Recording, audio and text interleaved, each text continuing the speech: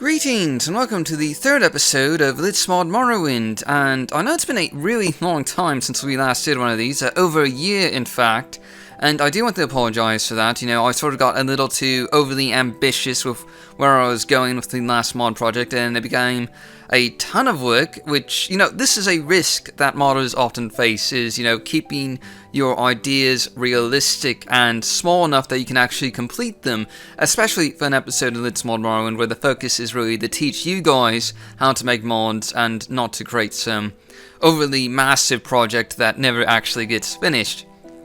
But anyway, we're going to be working on a different mod today in this third episode, and as I promised oh so long ago, we're going to be focusing on dungeon design, and in particular, I believe it was the Enclave Killer asked if we could work on Cavern dungeon design, and so that's what we're going to be doing today, is we're going to be building a Cavern-like dungeon, and that's all we're going to be focusing on in this episode. And we will be focusing on other types of dungeons in future episodes.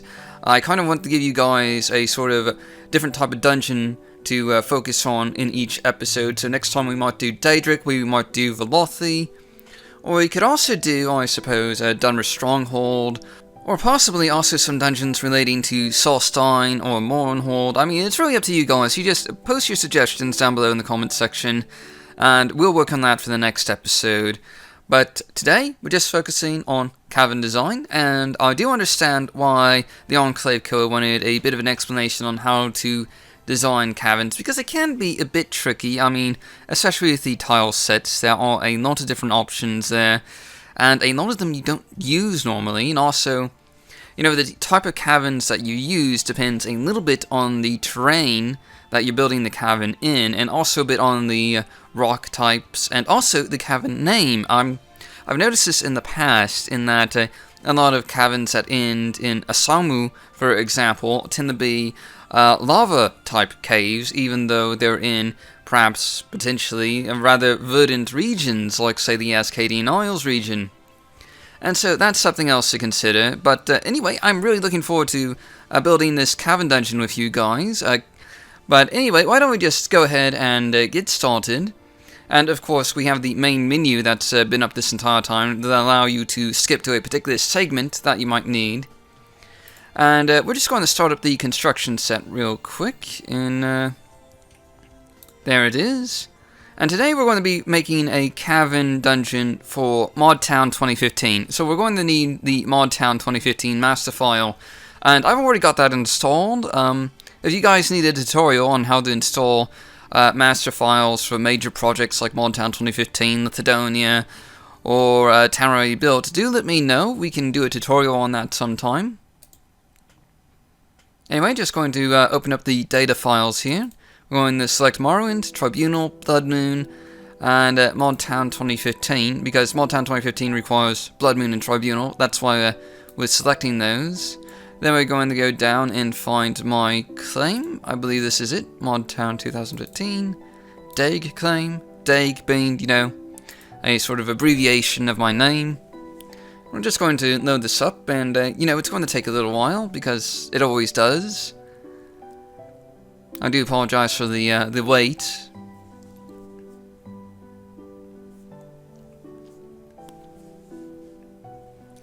And here's something that I don't know if I've ever featured before. It's when you load up Morrowind, Tribunal, and Blood Moon at the same time, you'll get a warning message like this.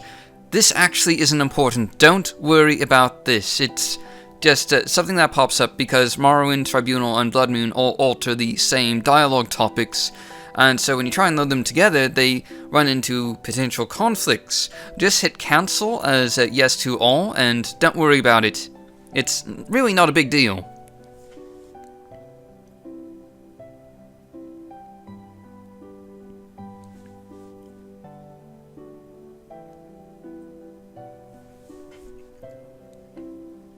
Alright, there's our construction set loaded up, so let's go ahead and try and find our exterior cell that we're going to build a dungeon with, and I've already set up a sort of exterior cave entrance, so we don't need to worry about that. Going to load up Mod Town 2015, and then move over to my claim. And basically, this cave is going to be part of my Mod Town 2015 claim. And, you know, Mod Town 2015 is sort of a community project where we sort of create a modder community in the game. The Mod Town series is something I've always really enjoyed. The first Mod Town was Mod Town 2004, and then there was Mod Town 2006. And the idea really is just to get a bunch of modders to build a community of their own in the game itself, and it's something I've always enjoyed the idea of, and with Mod Town 2015 we're trying to make it a reality for the first time in a decade, and hopefully we get the pulled off. We're still working on it, and of course there's still plenty of time to join in with Mod Town 2015 if you want. The project is going to be finished until the end of May, so you got plenty of time to set up a modder claim and then submit it to the project. And you know, you can look at our website for more details on that. Anyway, this is basically the exterior of my claim here. It's a bit of a giant, laggy forest. I really need to trim this down for frame rate reasons, and I haven't got around to it yet. And actually, I was making a Let's Mod Morrowind episode showing me creating the exterior of my plot here, and that's going to be released in about a month and a half maybe. I still need to figure out exactly what I'm going to do about the frame rate, and I really don't want to get rid of all my trees, but I might have to. But we're not going to be focusing on that in this episode. Instead, we're going to go to our little cave over here on the edge. Here we go. Here it is. And real quick, I want to show you the file name for the exterior entrance of the caverns. See, it's EX Cave Entrance WG, and you'll notice that WG stands for West Gash. There's a lot of West Gash types rocks here, so that was something that was added in by Melkor, and I just sort of basically went along with that theme. But you can find all the cave entrances right here. See, there's Cave Entrance AC, that's the Azura's Coast region. There's Cave Entrance AI, that's Ascadian Isles. Cave Entrance BC, Bitter Coast region. Cave Entrance GL, Grayslands region. Cave Entrance MA, that's the Molag Amur region. And RM, Red Mountain. So, basically all that is right in the Statics tab here. And you would select in what type of region you're building your dungeon in, your cavern. And that's pretty much all you need to worry about on the exterior side of things. So right now we're just going to go right ahead and create an interior cell. First though, I do actually need to make the interior cell before we teleport to it. So let's go ahead and do that. And we're going to call it Mod Town 2015 Hatium's Cave. Alright. So that's what we're calling it, and Hatium is actually a character from one of my quest mods of Justice and Innocence, and anyone who's played that probably remembers him. And we're going to add in our light settings here.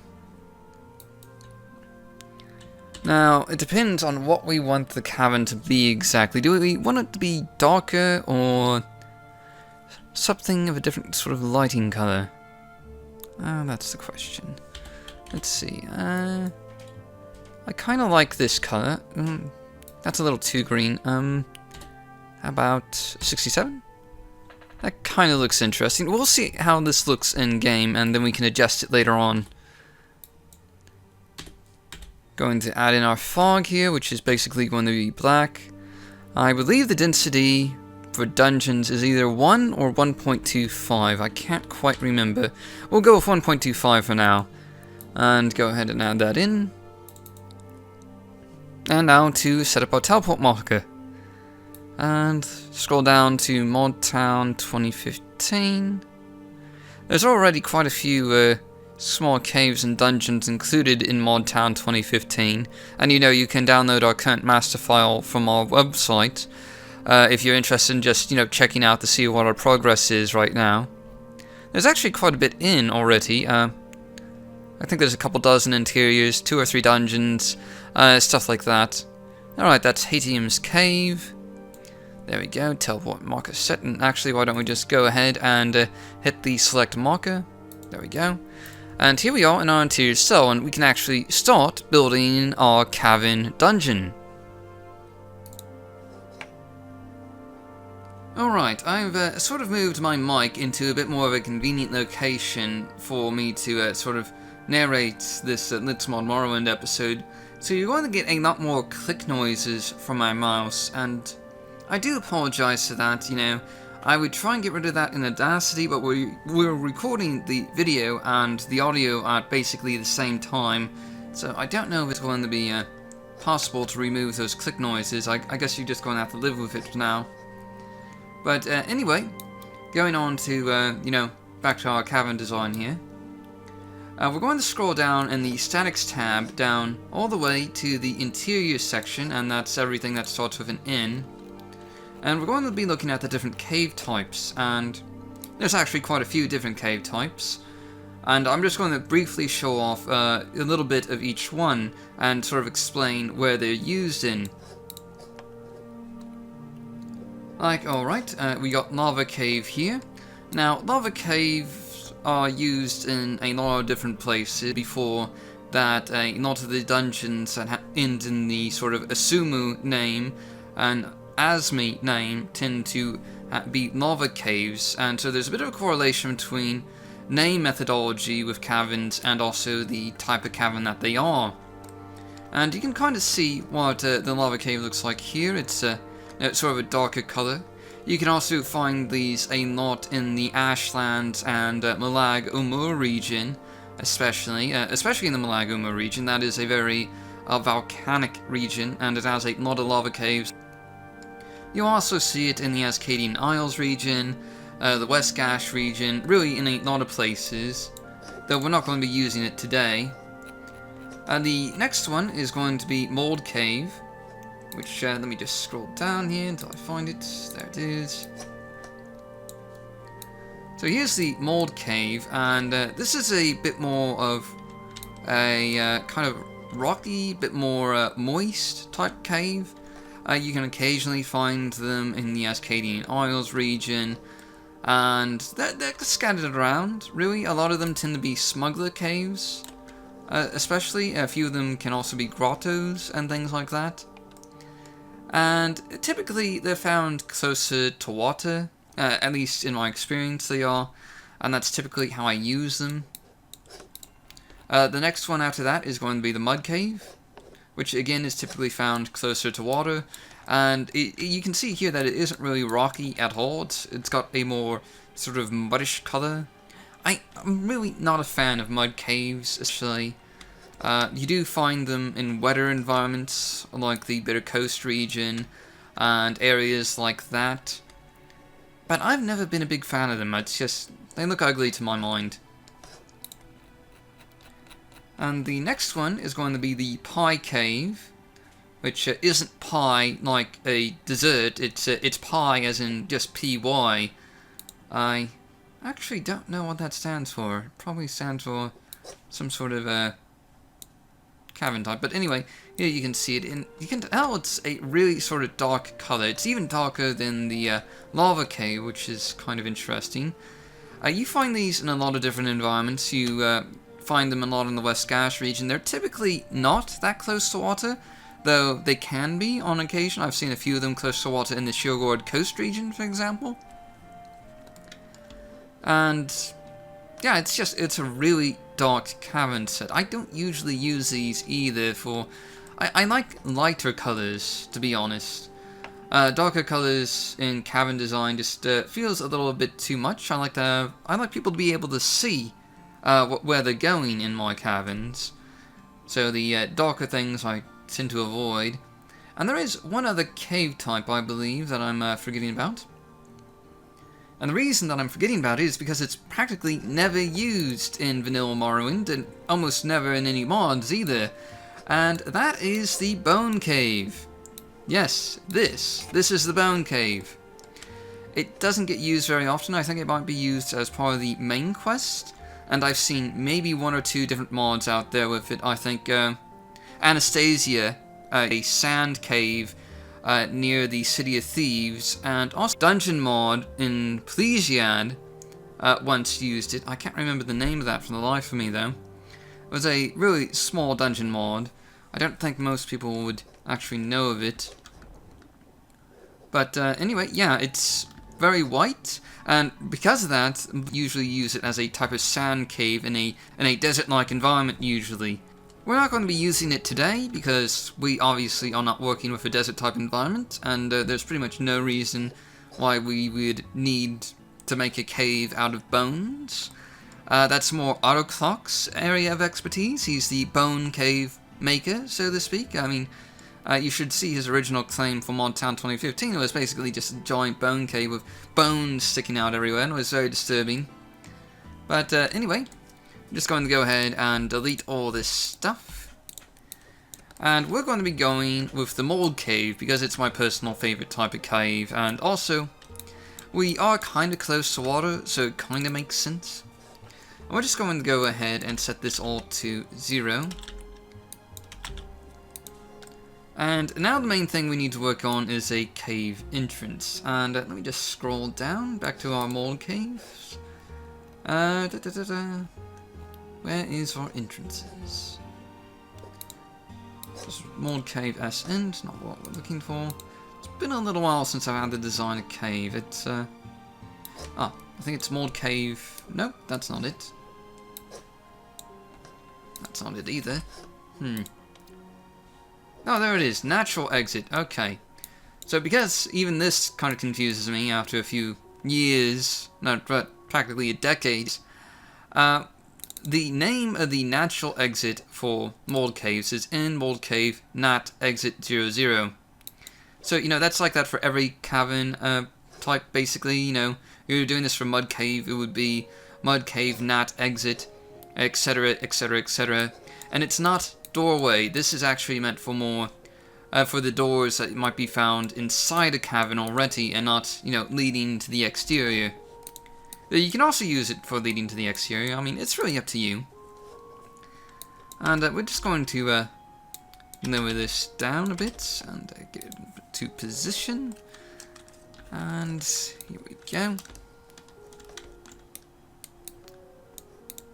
And that does remind me, we need to adjust our grid snap settings. Because right now I believe we've got them at 115, which is not the grid snap settings that we should be using for setting up a cavern layout. So real quick, I'm just going to adjust our grid settings. Okay, right now we got grid snap at 1. And we're going to go with the values that Tizo recommended in the first episode, which is 32 and 45. This will allow us to build our cavern a lot faster. Now, one of the things I did want to mention is one of the really confusing aspects when it comes to cavern design is all these different types of cavern pieces over here on the side. You'll notice a ton of them. And there's actually, you can end up with the completely wrong scale of cavern if you're not being careful. You see that we have a small cavern here, and most caverns in Morrowind are the smaller variety. But there's also the option to do large caves, and let me just show you what that looks like. See, this is a large cavern piece. It's bloody massive. I mean, really huge. I mean, just look at that. It completely engulfs the smaller cavern. We are pretty much never going to be using these. I don't even know why they were included in the original Morrowind. I mean, they're practically never used at all. And I suppose it just kind of gives you another option as a modder to potentially work with, you know, if you want to do a giant cavern. Well, the problem with giant cavern tile pieces is that they don't have any matching exterior entrance. You know, I don't think they have a nat exit like this. So you just have to find some way to line them up with a smaller cavern, which is a bit annoying. But anyway, yeah, that's these first, like, 9 options right here. Well, 10 options, actually, if you include the end piece. That's all giant caves. So what we'll be using is the Inner Mold Cave 2S. You notice there's a S after the Mold Cave part. The smaller piece And we'll just be using those in this episode, really. And what also might be generating some confusion is these other mold cave tile pieces down here. You'll see mold cave 00, 01, 02, 03, 04. These are set room pieces. These are basically large rooms or chambers. And just to give a quick example, let's get out 00. See, these are basically pre-made rooms and chambers, and you've no doubt seen a lot of these in Vanilla Morrowind already if you've done any bit of Cavern dungeon exploration. We'll be using some of these later on, but first I'd like to get our basic layout started, you know, and sort of get a sense of how big our cavern is going to be. And I'm going to try and make this cavern rather small, because caverns get, at least when I build caverns, they tend to get like to do a particular type of cavern design that involves adding in lots of objects to detail the walls of the caverns to make them feel rockier and more natural. And I'll be showing you guys how to sort of do that later on in this episode. But first off, we're going to work on our layout. So let's get a few other tile pieces going here. This is S0. And there's a few other things I need to explain, but I'll get to that in a second. Let's see, 0. No, nope. We want this to be 256. And then we'll want this to be 0.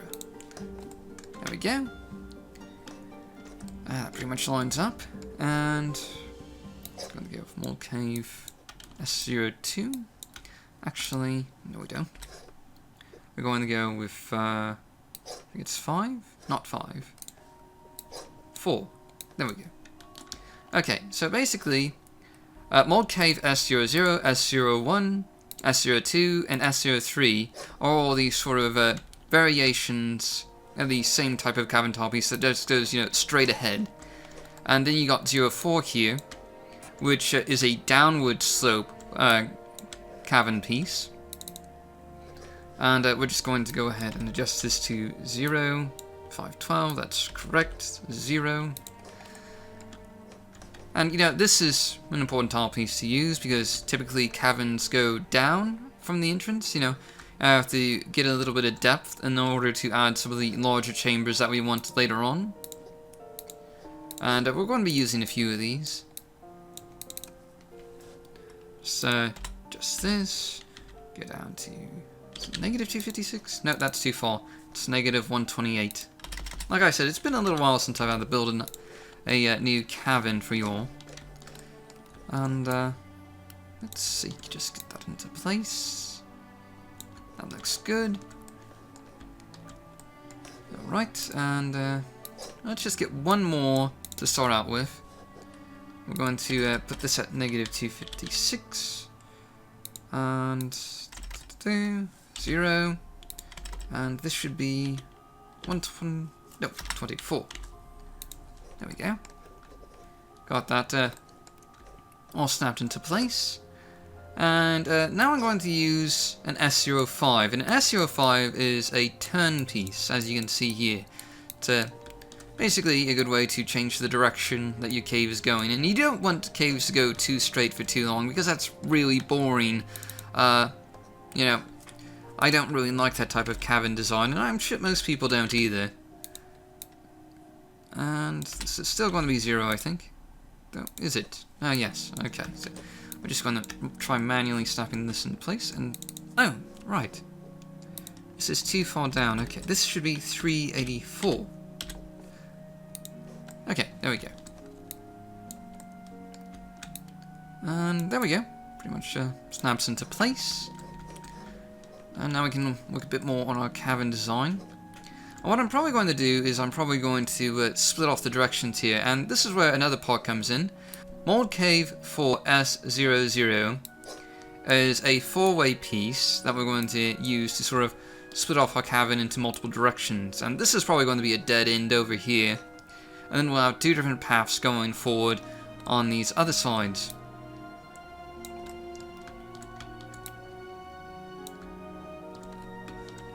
Alright, that's attached into place. Now we need our end piece. And that's this thing right here. Just going to snap this into place. And let's see, negative 384 again.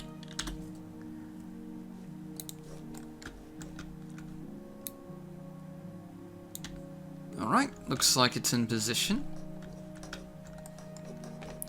And what we're probably going to do is... We're still pretty shallow, you know, we're not that far beneath the surface. I mean, our cavern was kind of, so that gives us a bit of an advantage. But this is, you know, like, the hill starts, like, right over here. It's got a bit of a slope trajectory. And so we're really not that far above ground. We're about ground over on the coast area, which is like, you know, 10 feet in front of the cave entrance. So we really need to go a lot deeper before we start building our larger chambers. So we're going to be using a lot more of these S04s. And let's see, let's try and get this into position. It's already snapped in. That isn't the right height level, is it? Oh yeah, I guess it is. Well, there you go. That was easier said.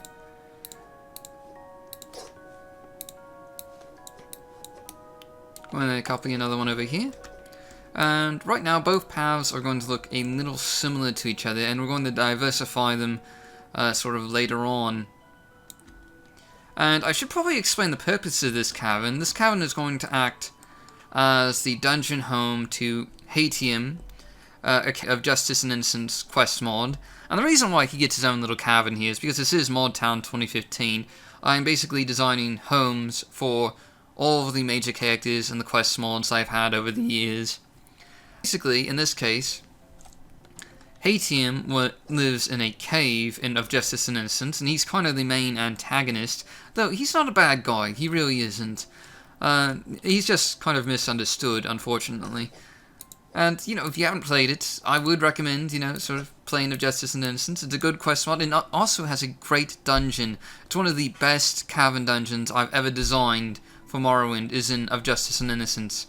So, really, I would recommend playing it just for that. Not that I'm, you know, doing a bunch of self-advertising, but it will help you understand my sort of a cavern dungeon philosophy, so to speak. If you just sort of play it and, you know, see the type of detailing methods I like to use in my cavern designs. And, you know, I think it's even, yeah, it is compatible with Morrowind Rebirth if you already have Morrowind Rebirth installed. And, you know, a lot of mods aren't, so, you know, if you got Morrowind Rebirth, you can go ahead and play with Justice and Innocence, you know? And then be sure to leave me a review and also an endorsement. You know, more shameless advertising there. I mean, okay, you can't really blame me too much for the advertising. I mean, I don't really advertise my mods very much. And I mean, we've had Morrowind modding showcases going since the summer 2014, and I haven't even mentioned my mods for the most part on the channel at all. So, let alone showcase them or anything. You know, that's that just goes a little too far in my mind. You know, showcasing your own mods. The purpose of Morrowind modding showcases is to showcase the amazing works that other people are working on, and not me so much. But one day, I might get around to eventually showing off of Justice and Innocence and a Hermit's Request on the channel, but that's probably sometime in the far-off future, like maybe after Mod Town 2015 is complete. There are some updates I want to make, especially for a Hermit's Request, particularly with grammatical issues that were in the dialogue writing, which is just kind of embarrassing, really. I really need to fix that, but I just don't have time these days. Especially with me, you know, designing a cavern dungeon for you all. And, let's see, we're going to get a 03 in here, just to show you guys what a 03 looks like. So this is kind of like a narrowing of the cavern a bit. And, you know, it's kind of nice, it's a nice claustrophobic piece, I suppose. You know, you want to make people feel like they're actually traveling through a deep, dark space beneath ground. Alright, I think that's pretty much snapped in. I don't know how much of this layout you guys want me to show you. We're probably going to shake things up here a bit with a few of the more chamber and room pieces. So I guess I'll just keep on recording until we get to that point. This section over here is going to be a bit deeper, going down. I'm thinking we'll do 4 of these 04 pieces in a row. And that should hopefully put us at a great enough depth that we can use a lot more of those chamber and big room pieces especially.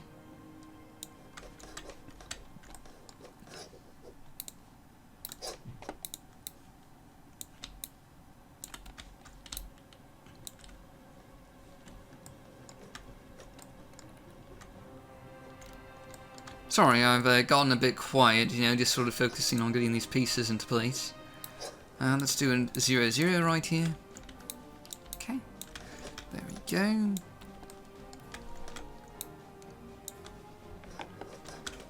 That looks good.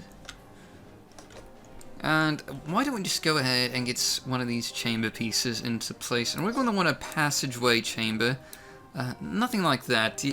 Usually I have to go through and place each of these out in order to figure out what they look like. Oh, dear heavens, no. No, we are not using that. That is way too big. I mean, look at this. I mean, that would be poking right out of the ground at this level. Utterly ridiculous. No. Too massive. Okay, let's try on cave 2. Don't think so. I think we just hit a bit of a lag spike right there. Sorry about that. Let's see. 16? No. Well, maybe. 16 is an option. 15. Too big for what I want. 14. There we go. That's your basic small chamber passageway. And you can see it has 2 entrances, which works well for what I want. Let's just get it down here into place.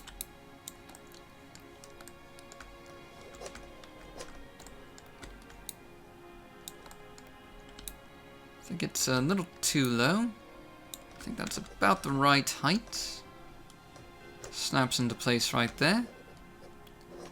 Yep, that looks good. Basically what I'm thinking, since this is kind of a hidden smuggler home, so to speak, not to reveal too much of the plot, but we're going to have like a sniper platform, not a sniper, but like some guy with a bow and arrow, maybe pitched up here to attack the player when they come through or something. And we got enough space for that in terms of a high ceiling, but we'll work on that more in a little bit. Now over here. What do I want over here? Okay, we might do... what do we want to do? We're going to go with an S04 again, but just to add some more directionality to this cavern. And one of these is going to end in a small chamber, I think.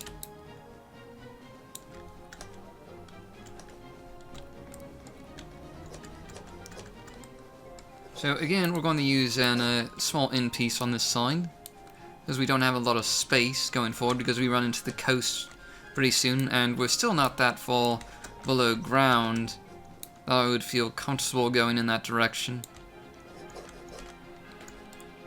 That appears to be snapped into place. Alright, and I'm going to have this over here just sort of end in a small chamber. And we might actually have a doorway in between. Maybe have it like a private sleeping quarters or something for the smugglers who live here. Okay, that is too big. Too big.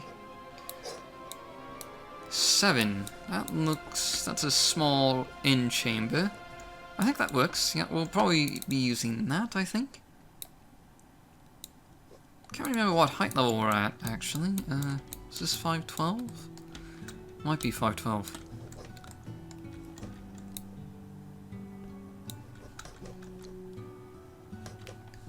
Okay, we've got it snapped into place. Oh, it's negative 640, okay. Just something to keep in mind in the future. And then I'm thinking this part, I might actually hide with a few rocks, you know, make the entrance not so noticeable. That's, you know, something we'll do after we finish with the layout, because I want a small hidden area that leads into a different type of dungeon, so that we'll have something to work on in the next episode for, in terms of, you know, dungeon design. Like maybe a Daedric dungeon that blends in with the rest of this cavern here, or possibly a Dunmer Stronghold or a Velothian Tomb. Really, there's a lot of different things we can go with. I kind of like mixing dungeon sets together like that, you know. Cavern pieces especially go great with just about everything. I mean, really, they are fantastic for, you know, just sort of having the ruins of an ancient Daedric shrine, or an ancient Velothian tomb, or an ancient Dunmer Stronghold. Really just add ancient in front of everything, and ruins, and you can just scatter them about in the interior of these caverns, and then have them lead into an entrance to another dungeon type. And that's something I do pretty much all the time, really. I mean, actually, one of the caverns that's already in Mod Town 2015 does pretty much exactly that with a Dunmer Stronghold. Again, you know, maybe check out Mod Town 2015 and check out our current master file, and you should be able to find that. Right, I'm going to go with one last downward slope here, and then I want a curve. Not a big curve, just a slight curve to turn things around. Snapped. And you'll notice I'm really sort of OCD a bit. You know, you'll notice to see whether or not these tile pieces are actually snapped together. I'm just a bit paranoid, I suppose. I mean, with our grid snap settings, they pretty much automatically snap into place right away. But, again, I'm paranoid. So, I like to just sort of double check and make sure everything is exactly as it should be. Which is why I'm moving the camera around these tile pieces so much. And that is weird. That doesn't match. Fine. Oh, right, okay. Wasn't at the right height level. Right. That looks good.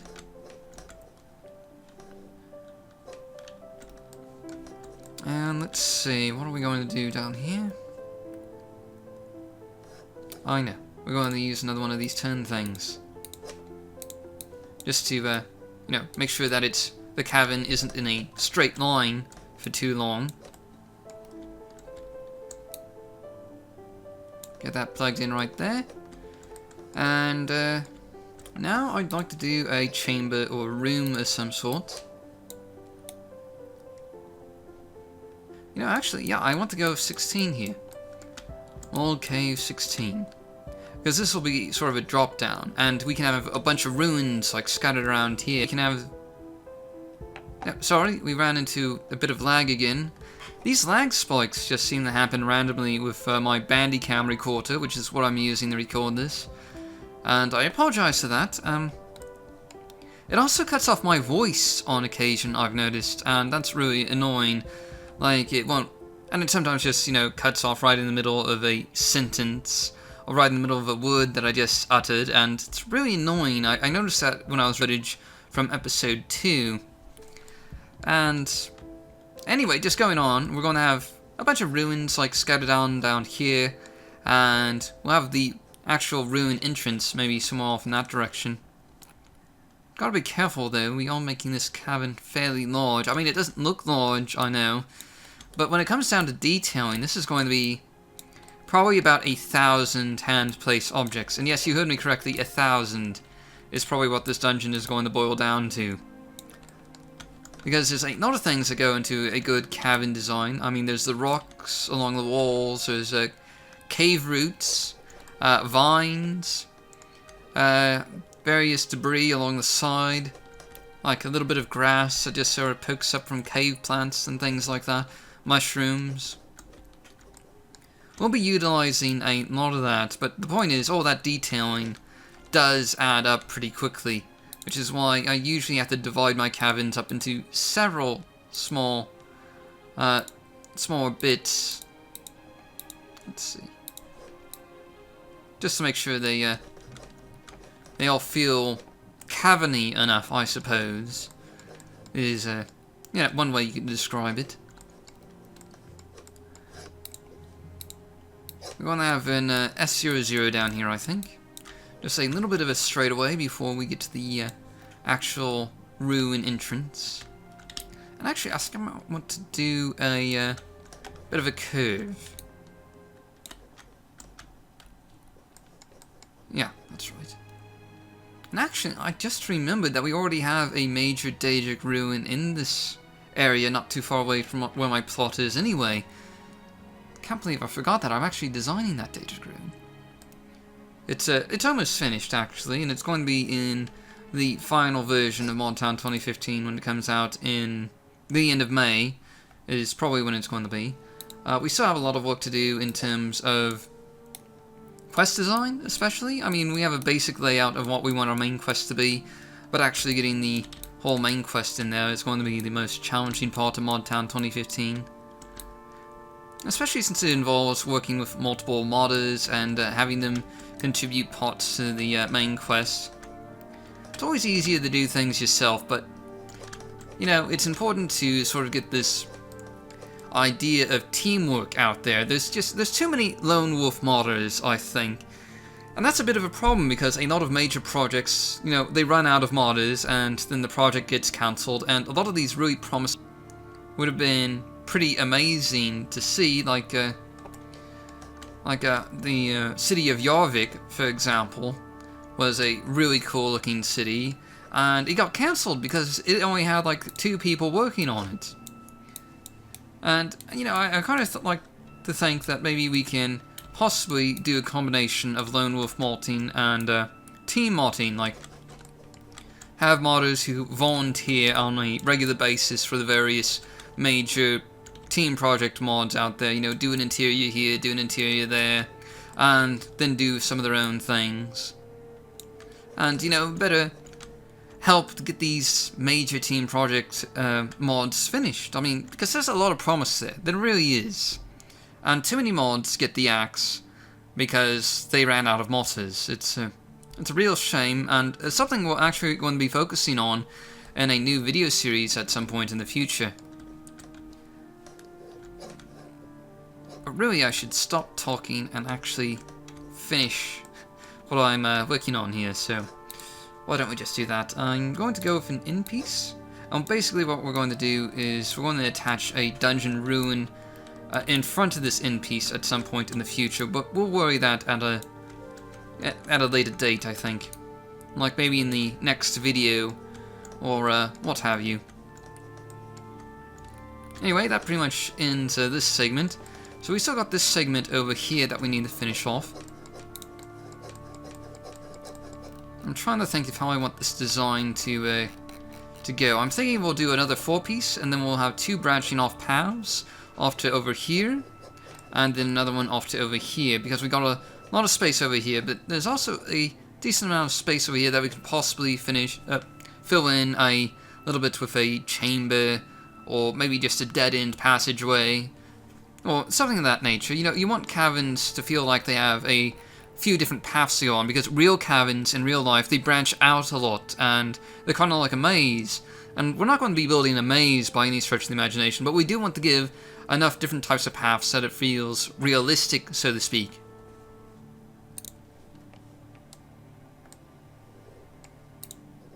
Alright, so first things first, we're going to need another 4-piece down here. And so let's just get that moved into place.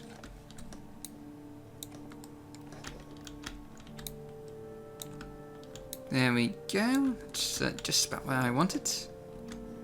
And let's see. We don't have that much space really now that I think about it. If we do a 5-piece direction, we would need a really small chamber in order to get it fit in before we run into this other cavern right here. Fit into place, and don't know if that's a good idea. If we could also maybe just turn it this direction instead, you know, we have a lot more space that way. But, you You know, I don't know how I want this designed, because then we'll have two different parts of the cavern that both go in the same direction, which looks kind of weird in terms of, you know, an overview, you know, just looking down at it. But really, it looks weird either way, looking down on it. So, I do not know what to do. I think I'm just going to go ahead and use a 5-piece right here. And have this branch sort of go back towards the entrance a little bit, you know, just see what happens.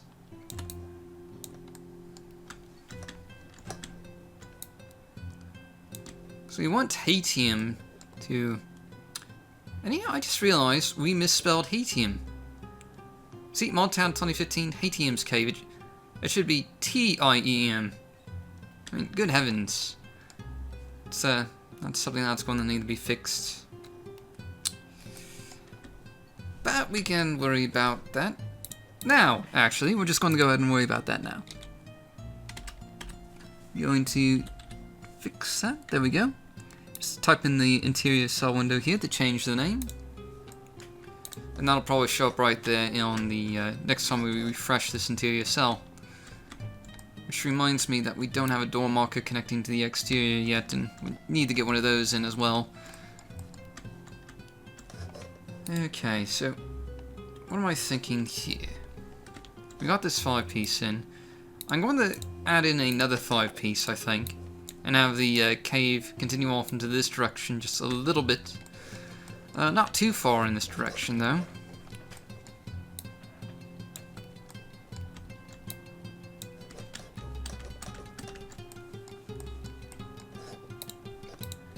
Alright, now I want an S1, and then I'd like an S3 as well, sort of to narrow the corridor or the cave a little bit before we get into any major chambers, because I'm thinking that Hatium himself will probably be living off on this side of the cavern. And who knows what sort of mischief he's going to get up into. I mean, he was sort of our antagonist in the Of Justice and Innocence mold, but here he might just be an innocent bystander. You know, I don't know, he could be leading the entire sort of smuggler operation, or bandit operation, or whatever's going on with this particular cavern. Or he could just be living off on his own a little bit here, on a side cavern, minding his own business, while smugglers just run rampant around him. Who knows? I don't think Mod Town 2015 is actually under Imperial rule. At least, I don't think we have it set to that in our main quest or anything.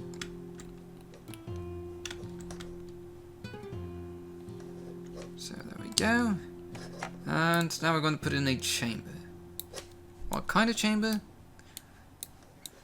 This is 19, which looks kind of small. I'm thinking something a little bit bigger, since that's probably going to be one of our main chambers. 18, that's very small. 17's a corner chamber. We already know what 16 and 15 are. What's 14? That's a passageway. 13, passageway. 12, passageway. 11, passageway. Okay, so I know it seems a bit odd that I'm just, you know, throwing all this down and then looking at each piece, but that's kind of what you have to do sometimes, because I really cannot, for the life of me, remember what all these are. And I've been modding for over a decade. It's it's really hard to remember what all this is. This actually, this looks like just the right size. Which one is this? This is 26. Okay. So that's a pretty large chamber, actually. That's kind of like that. So we're going to go with 16. When they get this plugged into place.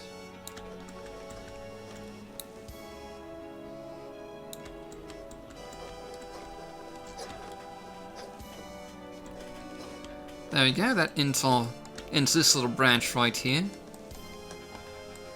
And I kind of want to just go ahead and add a little doorway, because we're going to have this this chamber here sort of divided off from the rest of the cavern. Because this is going to be a home for Hatium, or a Hatium character. Just going to move this back a little bit.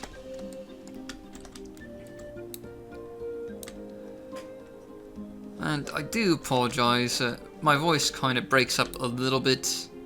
And part of that is just Bandicam, and the other part of it is just I've already been narrating this Let's Mod Morrowind video for about 45 minutes, and it is really hard to comment on a video for that long, you know, just in one go. I really don't know how those YouTubers really do it, you know, the ones that do all the Let's Plays and everything. It's like, how do they keep commenting during the entire thing and not just lose their voice? I've never quite understood that.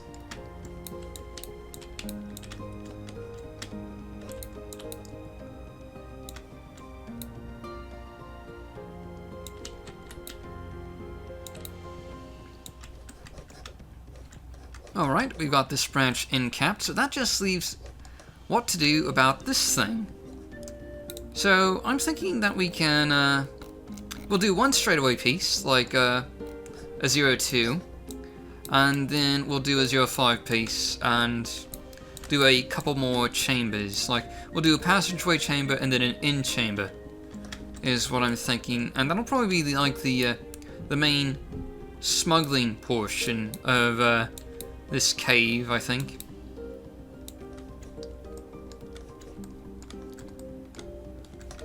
That looks to be snapped into place. Let's go ahead and add an S05. And I know this is probably really boring for you guys. You guys did mention last time that you wanted to see more of the nitty-gritty detail aspects of, you know, building a mod. And particularly with Cavern design, you might just want to watch to see which tile pieces that I'm using, and how to create your own Cavern dungeons. But this isn't really the most exciting part, and obviously right now our Cavern looks extremely bare. It'll start looking a lot better once we start detailing it, especially with a lot of rocks, ferns, grass, mushrooms, vines, and roots especially.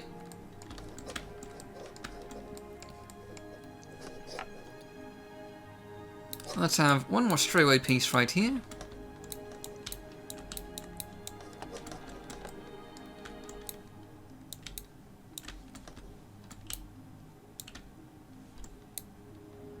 Alright, we got that into place. So let's try and find a passageway chamber, and I think pretty much like 10 through 19, I believe, is mostly just passageways. Well, not 10 apparently. 11 though. And 11's pretty sizable. And what 11 has actually is has this little hidden area down below, which is kind of a nice thing. I like using this tall piece in a few different places. But I don't know if it's really what I want here. Let's look at 12. 12 is just a pit. 13. 13's kind of boring. 14. Again, kind of boring. 15. Way too many different directions that this can go in. So, do we want to have any part of this cavern be underwater? That's another question, because if we're going to have anything underwater, you know, this might be a good cavern tile piece to use, because then we can get a little underwater segment going, and we can have some boats and a dock right here. But on the other hand, we might not want that, so kind of have to figure out where we're going with this.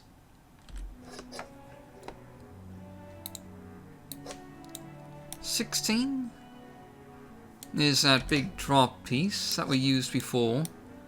17 to corner piece. And 18 to dead end. So I'm kind of split between this and 15. And we'll just go with this. I mean, and the other one just has far too many directions going out from it, and it would take a really long time to detail.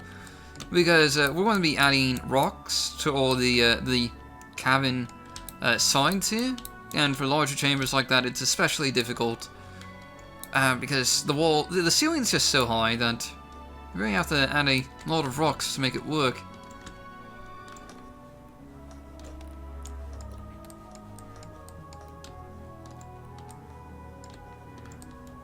There we go, and then I just want to have 1 or 2 straightaway pieces connected here, and then we're just going to have an in chamber. Though I think we'll add the in chamber again to a 0.5 piece. Now I have a bit of a turn before we actually get to the in chamber. Yeah, I don't like things being straight too much of the time. It's boring. It's just really boring. And you don't want your cavern design to be boring. I mean, that was one of the major issues with Oblivion. I mean, seriously, the caves in Oblivion are mind-bogglingly dull. Extremely dull. Very boring. They have a lot of straightaway and maze-like elements. I mean, they do kind of feel realistic. But the problem with Oblivion's caverns, especially, is that there's just nothing to see. It's all the same old nonsense all the time.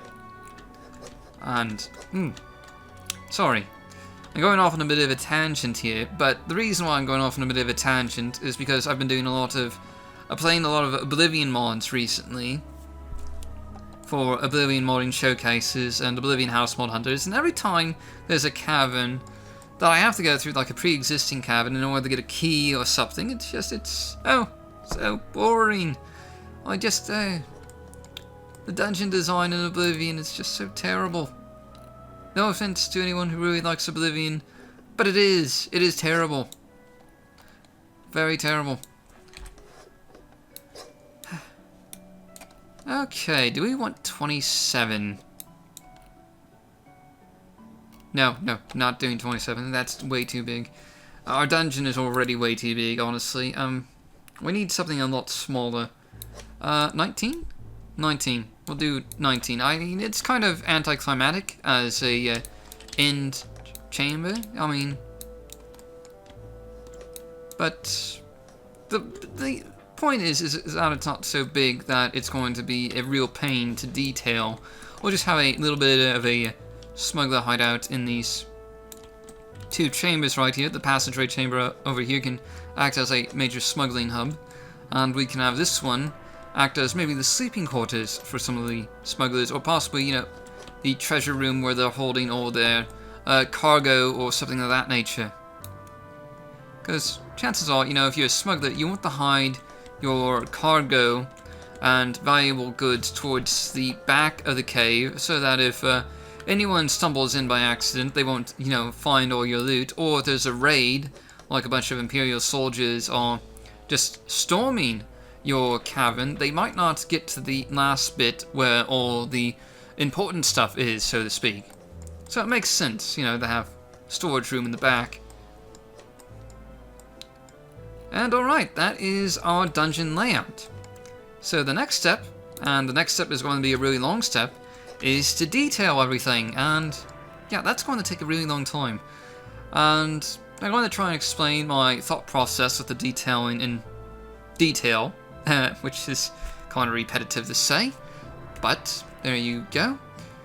Alright, I'm back, so why don't we get started with the first layer of detailing, and really my type of cavern dungeon design involves 3 different layers of detailing. The first is using a bunch of rocks and boulders to decorate the sides of the walls here, and we'll probably go until about this 4-way intersection to start off with, and then we'll move on to the second layer of detailing, which involves moss, vines, and cavern roots.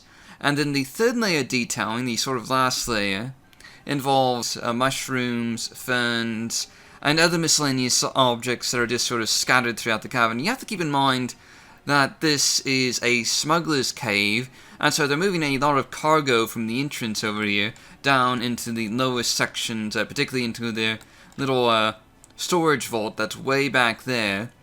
And so they're probably going to drop a few items here and there that just sort of get left behind along the sides of these cavern passageways. So we're going to add a bit of detailing like that all along the way.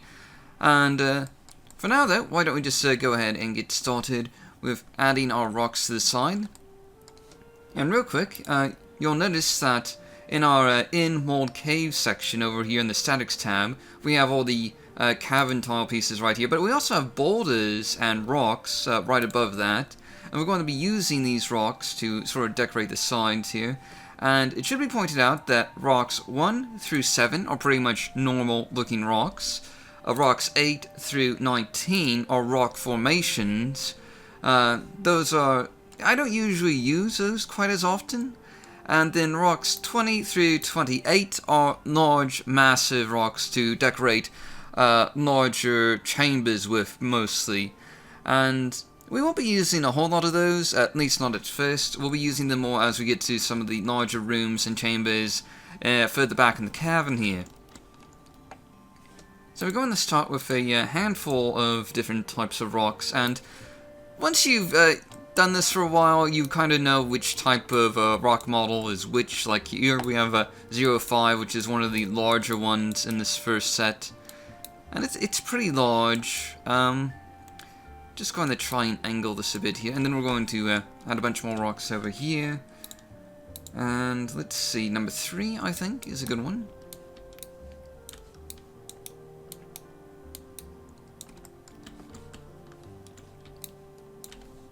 Just going to put that there. Then I want, what do I want? 6 is a kind of a lower sized one. I usually use it sunken into the ground a little bit like this. And the idea is to make the cavern walls a bit more dynamic, like there's a bunch, like it's sort of jutting out from the sides of the walls, and not just, you know, these sort of generic.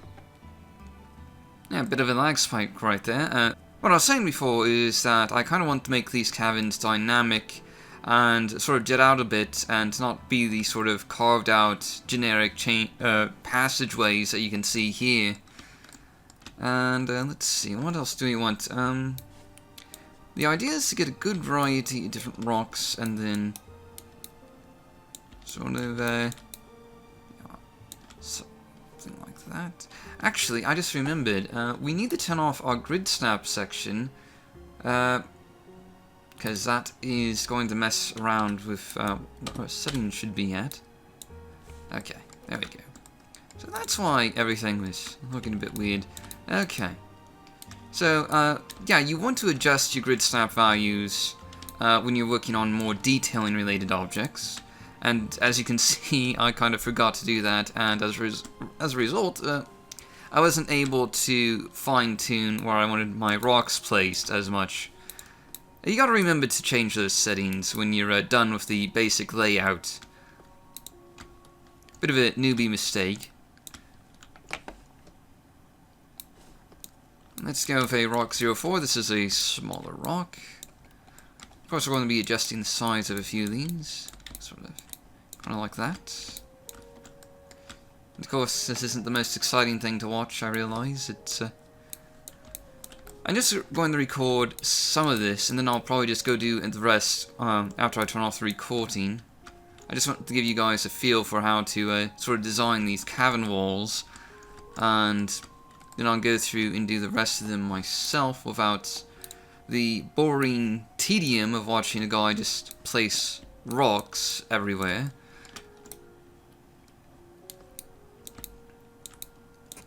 Right, that looks good. Let's see, 5, 6, I think we want a 7. Now 7's kind of rectangular looking rock, as you can see here. It's I always thought it was kind of weird looking, but it doesn't seem so bad if you like just sort of hide it in the background a bit.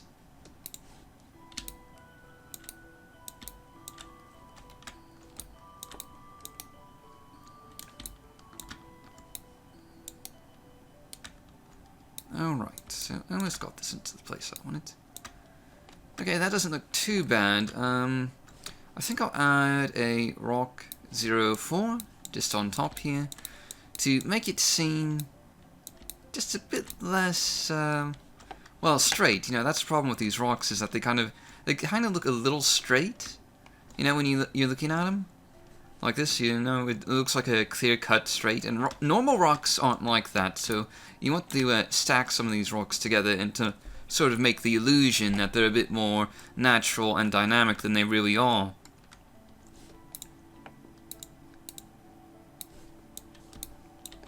And yeah, with a rock 06 over here. Looks good. Then we'll do a 2. 2 has a kind of a short top right here, as you can see. It's got a bit of an angle to it. And yes, I've pretty much memorized all these rocks by heart now. I've been designing caverns this way for the last... I think I started doing cavern design this way about 6 years ago. So that's 6 years of designing caverns of all these rocks. I've memorized basically the shape and pattern of every rock in the construction set at this point. It's pretty insane if you think about it, and also rather sad. Very sad.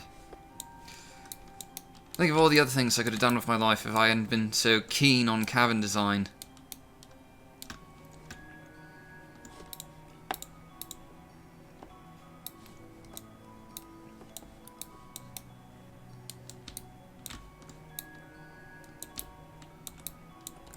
Now, to a degree, it doesn't really matter which rocks you use exactly, so much to the point that you use them in a dynamic fashion that makes the cavern walls feel close-quartered and natural. As you can kind of see here, you can sort of see what this cavern is going to look like as soon as the player enters. And you can see the path has already narrowed a little bit, and that'll kind of limit where the player's going to be able to go somewhat, and it's going to feel more claustrophobic and natural, which is what we're aiming for. Now, I think I want a few more rocks, and then we're going to switch over to boulders, which are completely different. They look very different, and they have a sort of different feel to them.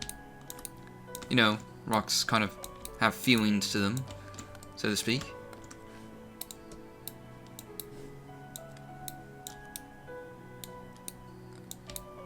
I think I want it to go to about here, and then we'll switch to boulders. And I do want to show you guys the boulders so you kind of get an idea of what they look like and what you can use them for. Because they do not look like these rocks at all. They're kind of a lighter color scheme, and well, you'll see in a second. Okay, now let's get a few boulders out here. See, the boulders better match the color scheme of the walls. They kind of blend in. And they're also a bit of a different shape. And so what I like to do is I like to alternate between these rock walls and these boulder walls to sort of give a bit of variety to the sides. And it's been a little while. I can't remember which of these is... Ah, yeah. 02 it is. So 01 is kind of a medium-sized boulder. 02 here is a massive boulder that you can use to take up a fair portion of the wall space. And usually I'll rotate these around a bit, just to sort of get some different angles, because the boulders are very angular, you'll notice. They have a lot of different points, and they kind of jut out in a lot of directions. So I kind of feel like that's fairly dynamic. I mean, it's not entirely realistic, but it's dynamic. I'll go with it. I'm going to get a 01. 01's kind of a smaller boulder. We are going to increase the size just a little bit to take up this space up here. And we're also going to try and leave a little bit of space later on for when we have cavern routes, because we're going to have cavern routes sort of jutting out of the walls here. That, again, just adds some variety to the cavern landscape.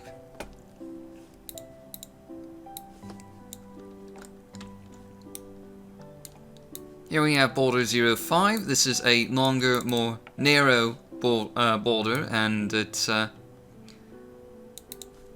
again, we're just going to rotate it, and then we're going to increase the size a little bit, and we can increase the size, you know, by holding down the S key and moving up and down with the mouse here. I don't know if we actually covered that in our last tutorial. I think we might have, but just for the record, you know, that's how you change the size of objects. It's quite convenient. And finally, we're going to go with another 02 boulder out here, but we're going to have it at a different angle from before. Let's just move this around a little bit. I want to increase the size.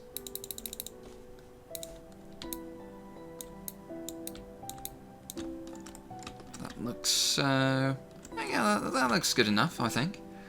We're going to add a 0 boulder over here. And yeah, that's where we're going to leave off the boulder section. Then we'll alternate back to rocks down here. I think a number 5 rock ought to do just fine here. Again, you'll notice that these rocks do kind of look a bit out of date. I believe these are the original 2002 Morrowind rock models, so that's kind of why they don't look as, well, dynamic or modern as what you might find in Oblivion or Skyrim. Like, the Oblivion Skyrim rock models are a lot better looking, and I can't believe I'm actually discussing rock models in a video. It's kind of depressing, actually, if I think about it. I mean, I'm not a geologist, I'm a bloody computer scientist. And here I am talking about rock models. It's insane. This is what I got my degree for, you know? Designing cavern walls.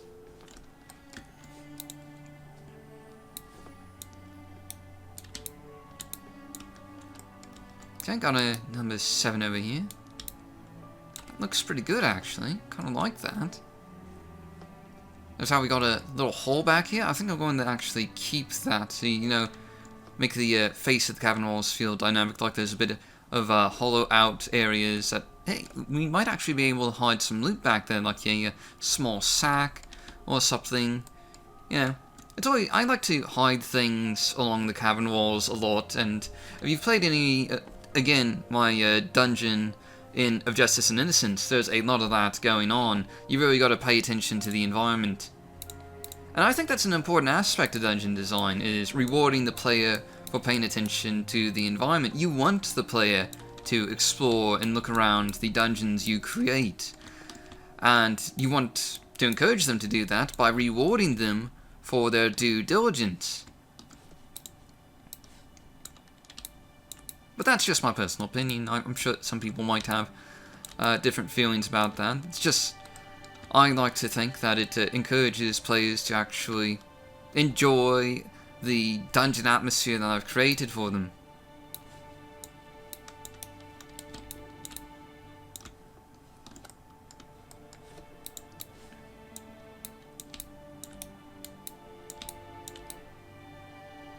You notice I'm using a lot of the 06 rock pieces here.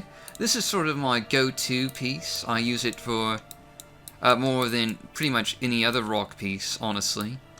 I like the way it looks. Has a nice feel to it. Again, rocks do kind of have feels. Let's see. 5, 3, or 2. We'll go for number 2. Yeah, that works, and then we'll get a 1 and a 4 down here, I think. I'll get rid of 1 right here, and then we'll do a 4 right there. There we go. So you've got these rocks at different sort of height levels coming up out of the ground and into the cavern walls. And again, just to do a quick look here, it kind of looks rather dynamic. Still don't really like how the texture looks right here, though. Looks weird. Can we hide that with maybe another 2? Let's just take a 2 rock and just... Yeah, okay, that looks a lot better. It's like, for some reason, the texture on rock number 5 just does not look right. Don't know why that is. Okay, so we still got this side to do. So, that's going to take a little while. Let's get it number 6. Put this into place, and I'm probably going to cut off here in a minute.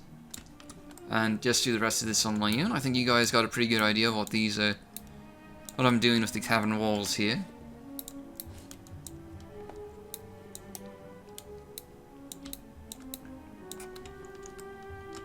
This is a number 7, which again, it looks odd because it's rectangular. So we need to sort of round it off a bit with some different types of rocks.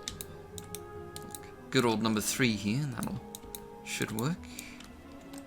Then I would like something from right along here. Let's go with another number 4. It's sort of one of our smaller rocks.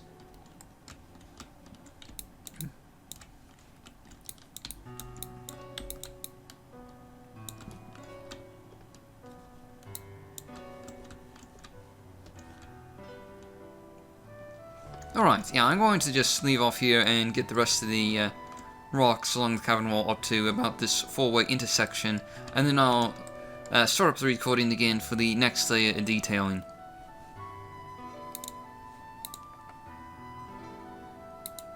Alright, starting up the recording again, you can see I've sort of gone ahead and detailed the rest of these cavern walls right here, going up to this intersection.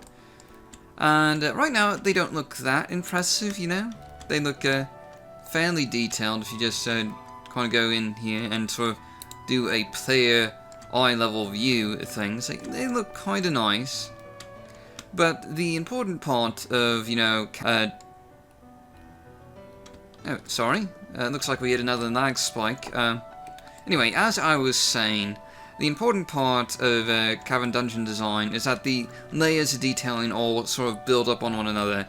So while this doesn't look like a whole lot right now, it'll look a lot better once we get some moss and vines and mushrooms and, you know, everything else into place. Basically, it doesn't look that great to start out with, but once everything starts coming together, it'll look fantastic.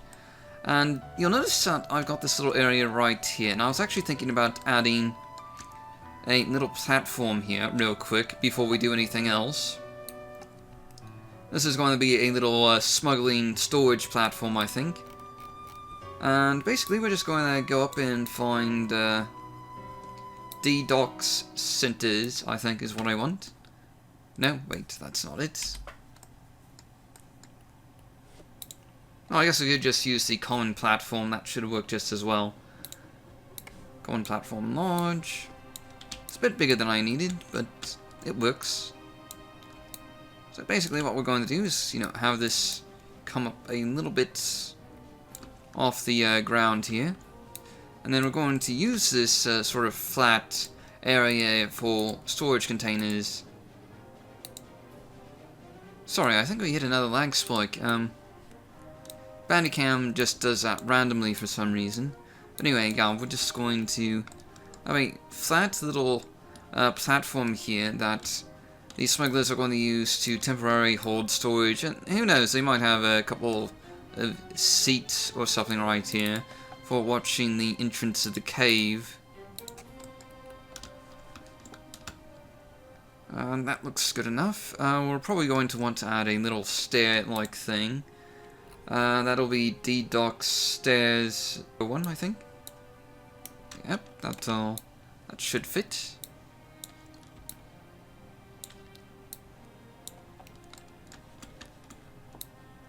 We'll just have that going right about there. And I don't like how it's just sort of hovering. I might add in something else, like a pillar beneath this to sort of show the platform being supported by something and not just hovering above the ground. I mean, it is attached to the walls here, so I guess it's not that unrealistic. But, well, that's something to obsess over at a later point, I suppose. For now, why don't we just get started with all the other decoration bits, like the vines, moss, and cavern roots. And real quick, I'm going to show you guys where those are exactly. We're going to start out with the cavern roots, because that might be a bit tricky to find otherwise. Okay, so in the interior section of our statics tab, we have in-cave door static, and right below that is the in-cave roots down here. And there's a bunch of other stuff in here, like in-cavern beans. It's kind of like beans that you see, beams that you see in a mining shaft. And you also have cave plants here. That's what you typically find in grottos. They're typically underwater. They can also be above water, though. There's no real limits on that. There's rails and ramps. And the ramps are kind of like those things you see in the Nexus egg mines, basically. Wall mounts, again, basically what you see in the Nexus egg mines. And I think the stairs are as well. We're going to be using roots first, though. And there's two types of roots. There's this giant, weird-looking root here. Let me just pull that out to the side so I can show you guys what this looks like. And then the second root, set of roots are a bit smaller. You can see them here. Basically a smaller version of these roots. And we're going to alternate between using both of these. Probably we're going to be using the smaller roots for the most part, because those big roots can be a bit of a problem for blocking passageways. And, okay, one thing that I really need to point out real quick is that a lot of people make this mistake of using the West Gash routes. And real quick, I'm going to just go up to our Flora section. And under Flora, we have something called the, let's see, where is it? We have trees, WD, and we have roots. Okay, see, Flora root, WG. Now, a lot of modders in the past have made the mistake of using Flora root, WG, designed for caverns. Do not use these, under any circumstances. The reason why is because Vert's tree replacer for the West Gash region actually replaces all these roots with trees. Large trees at that. See, this is a large tree. This is not a root.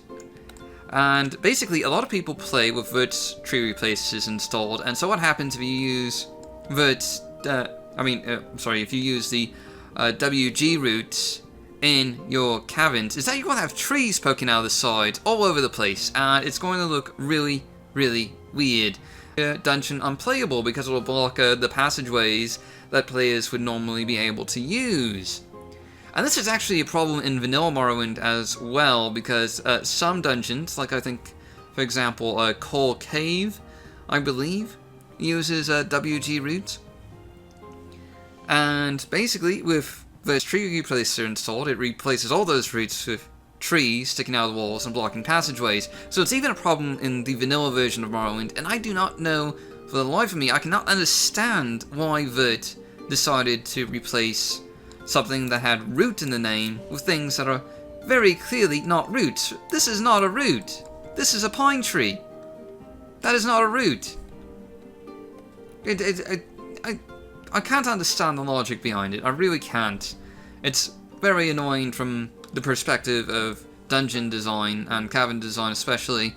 And everyone, including myself, uses Vert's tree replacers. I'm going to run into this issue.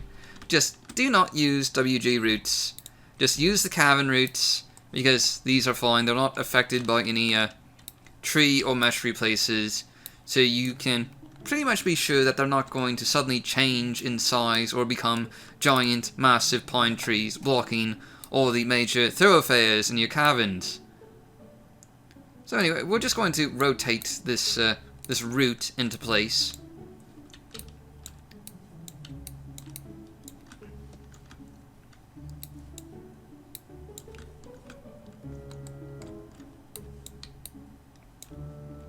And we want it to come in at an angle to be realistic. We don't want it just to, hanging out at 90 degrees or something unrealistic like that.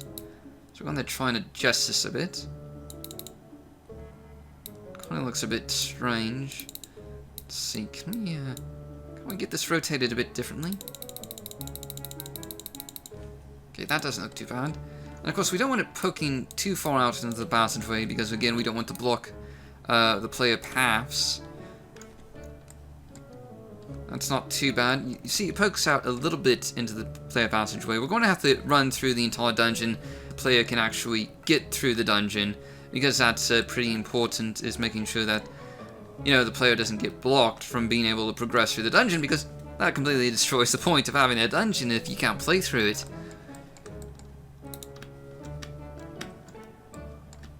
And next step, we're going to start adding in moss and vines. And real quick, I'm going to show you guys where you can find the moss and vines. It's under the Bitter Coast section. See, we've got all these different moss types here for the Bitter Coast section, and also these vines are right down here. And there's a bunch of different types of vines that we're going to be using, and a bunch of different types of moss. And they're all just in the flora section of our statics tab. And for the first bit, I'm going to get a 0-1 moss. This is basically a small bit of moss that hangs from the ceiling. The big moss is a 0-5. That's a pretty big size moss. We're not going to be using that a whole lot because it does kind of block the view a little bit. We're going to put this right about here, I think. And it's attached to the ceiling. And we do want to look at this from the other angle because it's important to remember when a player enters a dungeon, they also need to exit a dungeon. So you have to remember to look at things from both angles to see how they look. And now for vines, I want a, I think I want my little vine loop thing. Let's say, let's go 0-6. Oh, see, these are, you know, sort of vine loops. Or, I don't know what you would call them, actually. V-shaped vines? Round-shaped vines? Point is, they attached into the ceiling at 2 different points. And, do look quite nice.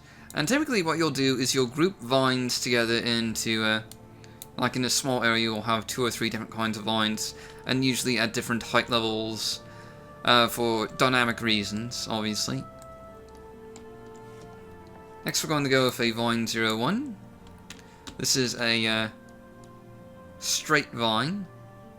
Having a bit of a hard time grabbing it. And these do vary in height somewhat. I can't remember.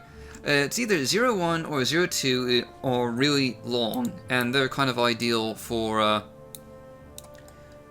think it's... Yeah, 0-2 is the really long one. Those are good for cavern... chambers and rooms where you have higher ceilings and need vines to reach towards ground level. And just going to adjust this into place a bit. Come on. Alright, so we're going to have the vines here at different angles and different height levels to, again, sort of, you know, keep that sort of a natural, dynamic appearance in the environment. Of being, you know, a bit random and not all, not have everything at the same universal height and angle and shape and all that. Because things rarely turn out that way in nature. I mean, if you ever walk through a forest, not everything isn't, you know, universally the same. And, you know, if you've ever gone through a cave, typically the environments are quite, different in appearance. They're not all universally the same looking. And boy, do I have some horror stories about going through caverns when I was a kid. Good grief, some of those were really claustrophobic. I remember this one cavern was nothing more than this little hole in the ground that you had to crawl through on your belly, and it was halfway filled up with water, so you were just constantly trying to hold part of your head up above water, but it was a very tight space. And it was part of a tour guide. I don't understand why people want to go touring through those tight, cramped cavern spaces. I really don't understand. I mean, all your clothes get wet, everything gets ruined. You have a little flashlight that you're just trying to keep ahead of yourself and hope to one day see the light above ground again. Not a great experience. Would not recommend cavern crawling through tight spaces, especially not if you're claustrophobic. Which I'm not, by the way, but, you know, that experience almost made me claustrophobic. And if anything is going to onset claustrophobia, it's going to be trying to crawl through a very tight space underground with water reaching up to your chin and trying very hard to stay breathing. Wouldn't recommend it.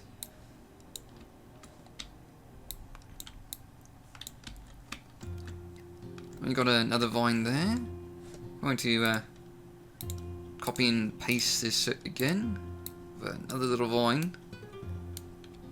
So a bit farther up in the height level there. Getting a variety of height levels in these vines. Looks good. We're going to have some more moss down here, I think. We'll go ahead and use moss 05 so you guys can see what that looks like. And it's pretty big. Takes up a lot of space. We're going to have it hugging the sort of side of the wall here. You can have it out in the middle of the passage as well. These aren't solid objects. The player can pass through them. So, to a degree, it doesn't really matter that much. We do want to see what this looks like at an angle, though. Because, you know, we don't want the player to just be faced with this, because this does not look very realistic in terms of moss. So, we want the passageways, so from this direction, the player sees this going straight on, and from this direction, the player sees it at a bit of an angle, but again, we don't have this, you know, because it's a very thin piece of moss. And I do think, you know, later games like Oblivion and Skyrim handled moss and vines a bit better. In Morrowind, they're just kind of flat, which is unrealistic, and in the later games they kind of changed that.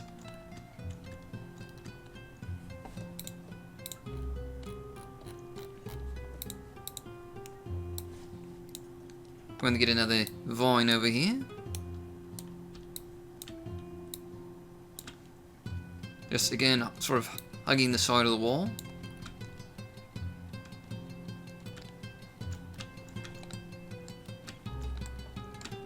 Then lastly, I think we'll do a group of vines right here. I'm thinking 3 of the smaller vines. So vine 01.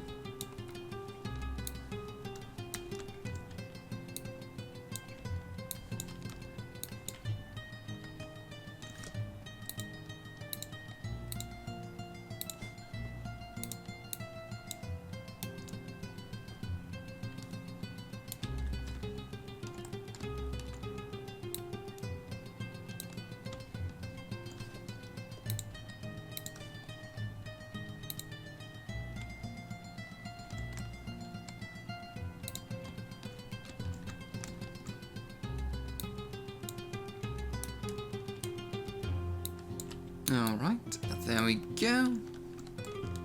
So we just sort of have a grouping of vines right there. And just sort of going back to the entrance, we can kind of see what the player will sort of see when they first walk in. And that looks pretty good actually, you know. Not too shabby. It still obviously needs all the other detailing parts, but we'll get to that eventually. I do kind of just want to do a quick overview of the cavern here, because according to our object counter down here at the bottom of the screen, 160 objects in the... And I think we just hit another lag spike, but anyway, 160 objects in our interior cell so far, and we've only partially detailed this section. And, okay, so here's the thing about the Dark Elf guy methodology of dungeon design. It often involves having to divide caverns up into a lot of smaller interiors in order to make sure everything doesn't lag to high heavens. Because really a cavern dungeon can only have about 1,000 to 1,200 objects before the frame rate starts taking a massive hit for most computers out there, and that's a bit of an issue. So we've got all of this to do still. This right here by itself has set us at 160 objects. I'm thinking that we'll probably be able to do this entire section, and then just sort of cut this section off into a different cavern. You know, if that just sort of makes sense, because I don't think we'll be able to do all of this area in 1,000 objects. I don't think it's possible. I think we got a little too ambitious and too ahead of ourselves when we were planning the size and scope of this dungeon. So I think what I'm going to do is I'm going to focus on detailing this passageway next, and then do Hatium's Chamber Smuggler Corridor down here, and then we'll cut this off into a separate cavern, and we can then do that in a future video, and that way you guys can tell me what type of ruins you want to see over here in particular.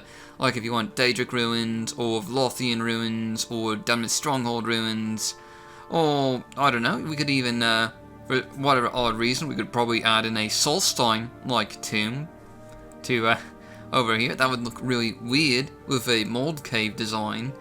But, you know, it's something we could do. Maybe some Nords landed at Mod Town a long time ago and designed one of their stereotypical Nordic tombs, and in a very warm climate, it should be pointed out. Mod Town 2015 is in a really warm Ascadian Isles-like climate, which is a strange climate to see a Nord-like tomb in.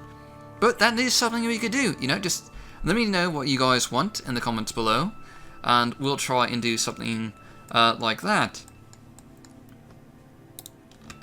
Right now, I'm going to finish doing a bit more sort of cavern design. With we want, I think, a route coming out of this in-cap wall right here. It might look nice.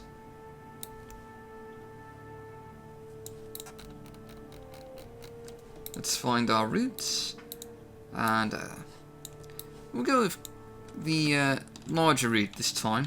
We're going to size it down quite a lot, just so it sort of fits in.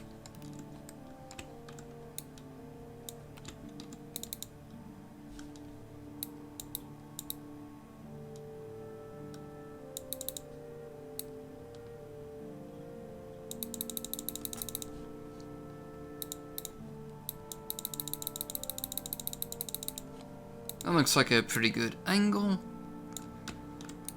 And yeah, there we go. That looks nice. I kind of like that.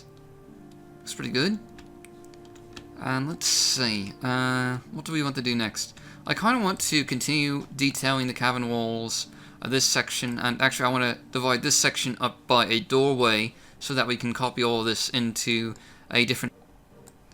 And then what I want to do is I want to detail the cavern walls down up to this point, and then we can start doing the third layer of detailing in this segment.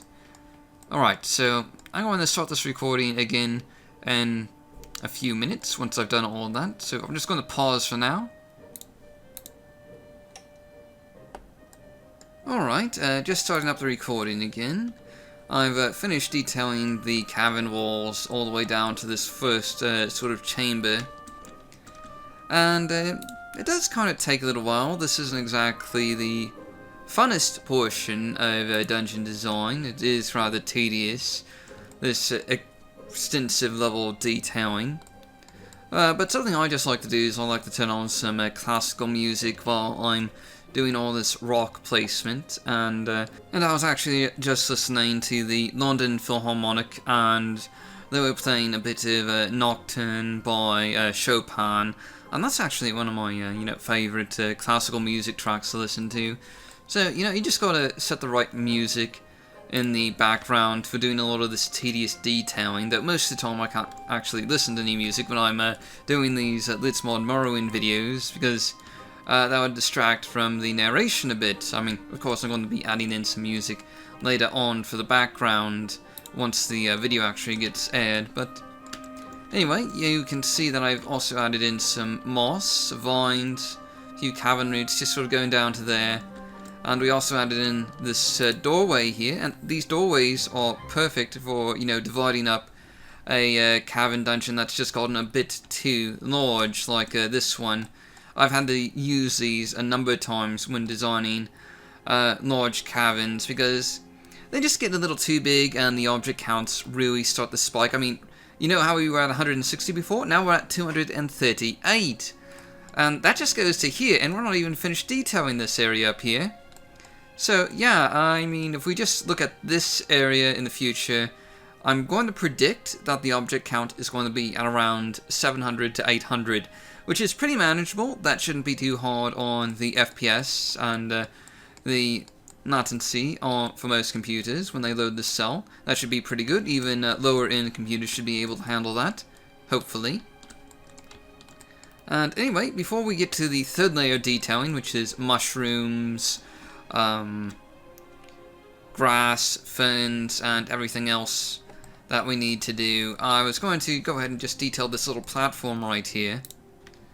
And I was just going to make this, you know, going to add some crates, barrels, maybe a store or something where someone might be sitting watching the cave entrance. You know, stuff like that. So let's just go ahead and add some of that in.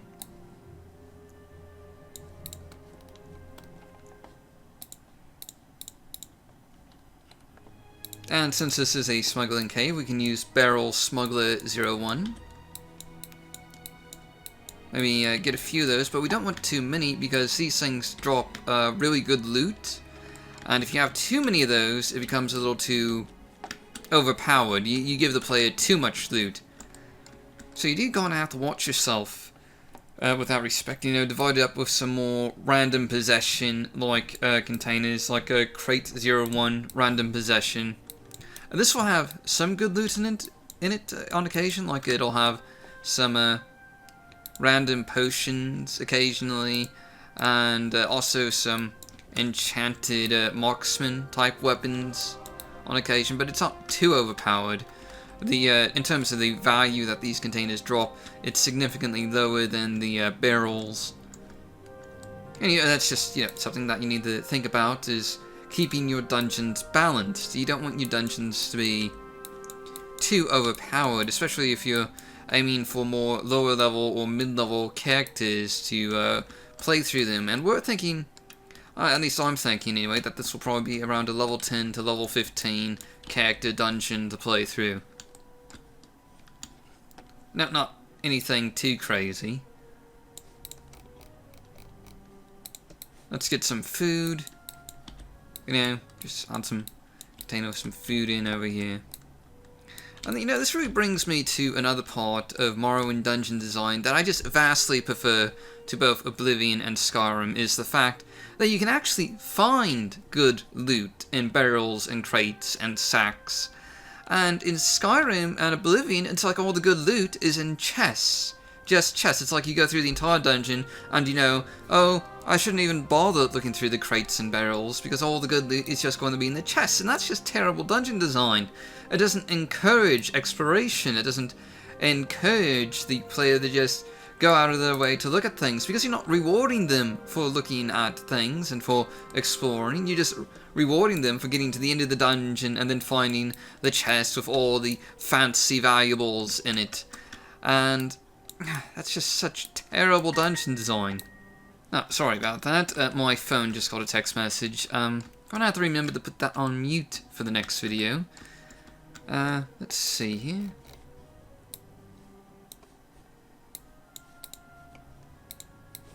May as well add in some drinks. Who knows? We might have a couple of Nord smugglers living in this cave, and you know how the Nords are. They really need their alcohol. And, of course, a sober Nord is pretty much an oxymoron. There is no such thing as a sober Nord. They're drunk all the time. I mean, have you ever seen a Nord? I mean, they're just basically stumbling around, swinging their axes and their swords all over the place. And, of course, I'm doing a bit of racial stereotyping here, but, they're Nords. They practically deserve it. I mean, a lot of them are racist anyway. I mean, you think Dunmer are racist? Wait till you meet a few Nords over and Windhelm, or whatever that city's called. They're pretty racist, I gotta say. So, I don't feel too bad about all these negative stereotypes about Nords, because, a lot of it is true most of the time. And, I think it's fine to make fun of Nords. They're kind of a funny-looking people. And let's see, I want to get in a chest here, but I don't want anything too crazy. Yeah, that should do it.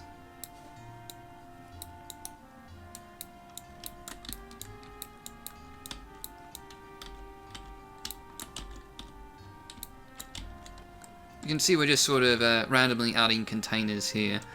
And it's just sort of a drop-off point for the smugglers to put some of their goods before they move it to the back, Maybe some smuggled goods came in by ship and they're just bringing it into the cavern.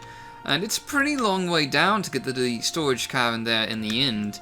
So they're just going to drop it off here for a bit, and maybe they'll cart the rest of it down later on. I mean, you gotta think that it can't be that easy to get all this stuff in here to begin with. And, you know, smugglers are not superhuman. They need to, of course, take a break and leave things to be taken down later.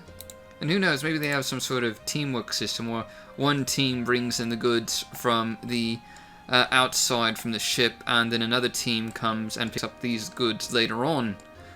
That might make sense, you know. Sort of space out the work between members of the crew. Alright, so we're going to use X Stools 02.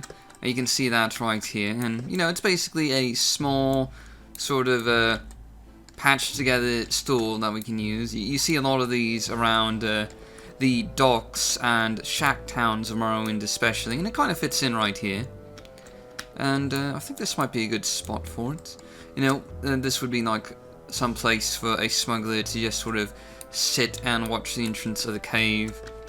And I think he'd get a pretty good view from here. You know, he'd be slightly behind this rock, so anyone coming wouldn't see him, but he would see any shadows or movement coming forward and would be at the ready. Now, you got to think about this a little bit strategically. And of course, we want some more containers to sort of fill in this last bit here. I'm thinking a few crates and maybe a basket or two. We'll do a crate of weapons, I think, you know. Always good to have some weapons on hand.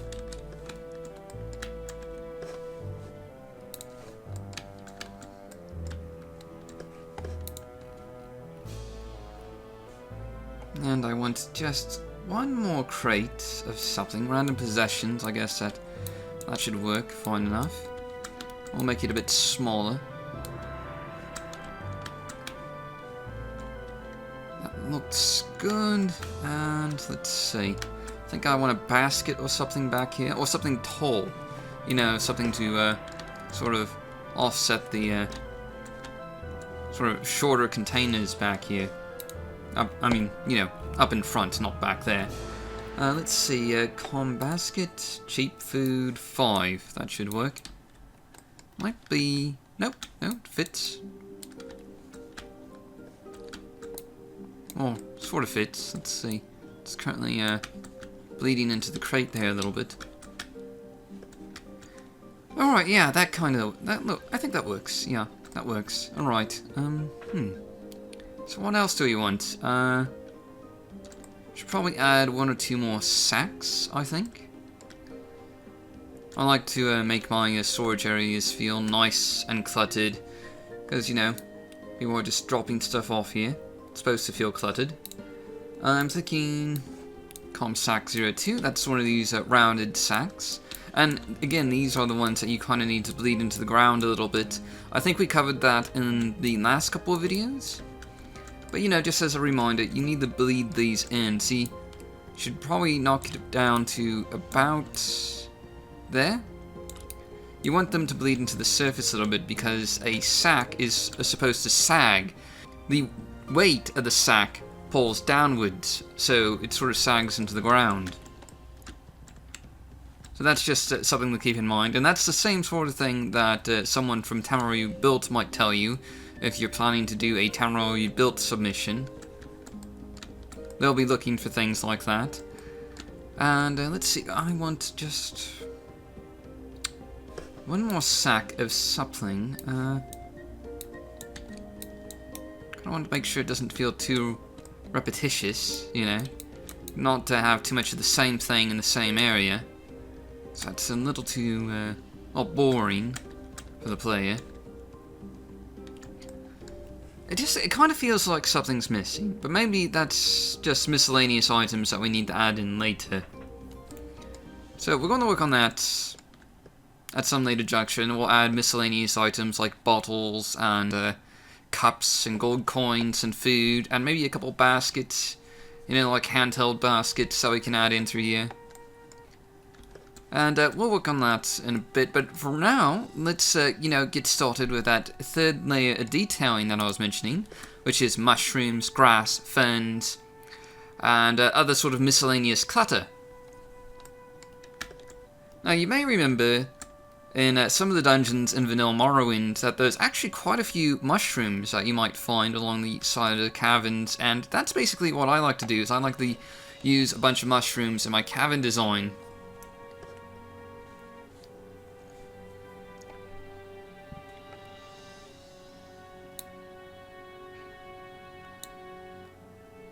And I'm pretty sure we've gone over this before, but all the flora containers can be found here in the Containers tab. And we're going to go down to the BC section, which stands for the Bitter Coast section. And we have all of our BC mushrooms right here. What I'm going to start doing is I'm going to start adding mushrooms to the side over here. And basically we're going to space these out a bit. We'll have like little groups and clusters of mushrooms along the side. And later on, when we get to the lighting stage, when we start doing the interior lighting, we're going to add in some ambient blue lighting to sort of go along with these mushrooms, which will make a sort of interesting sort of effect. We'll have the sort of yellow light of the torches intermixed with the blue light from the mushrooms, and that creates a pretty cool lighting effect that I like to use in a lot of my cavern atmospheres. And we're going to have two different varieties of mushrooms for the most part used in these caverns. The luminous Racilla and the violet Corpinus. I honestly have no idea how you pronounce that. Morrowind is a game filled with a bunch of rather unfamiliar names and terms to me that are difficult to pronounce, which is unfortunate because I have to pronounce them so very often in Morrowind modding showcases. I really do have my work cut out for me sometimes.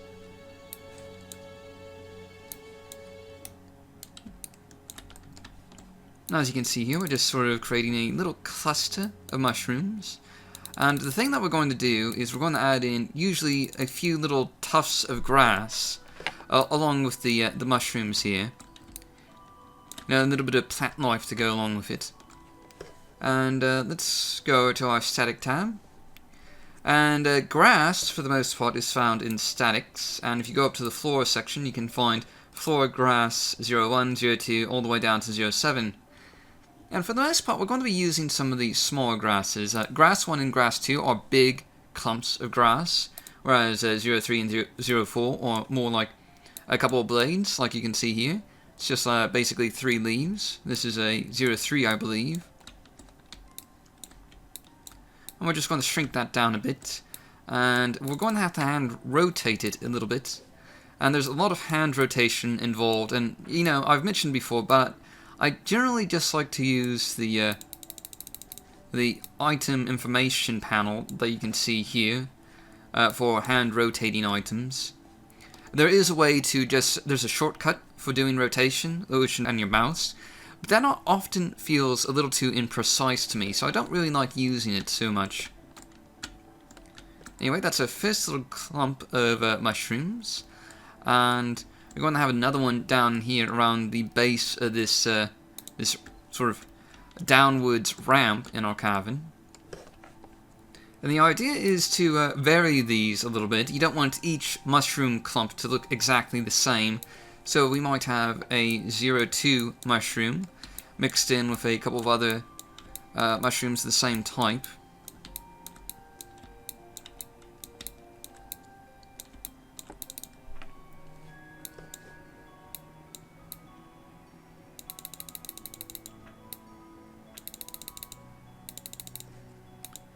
Right, we got that there. And we're also going to add in, I think, a 03. That's a larger mushroom. And this will just be 2 mushrooms right here. And again, I know this is probably a bit boring, but the end goal of this is that it's going to look rather exciting for a player that's traversing this dungeon with all this, detail and so on and so forth. It's going to be a good bit of fun to explore. And that's what we want, as a player to have fun exploring our dungeons.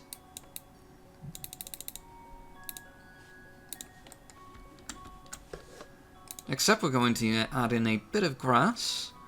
I think I'm going to use the 0.2 here, just to show you guys what that looks like.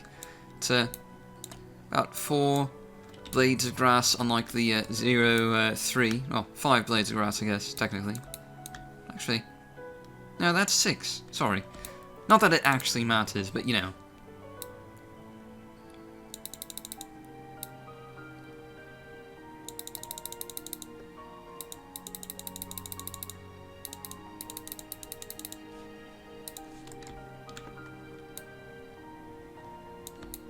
Right, we've got that, okay.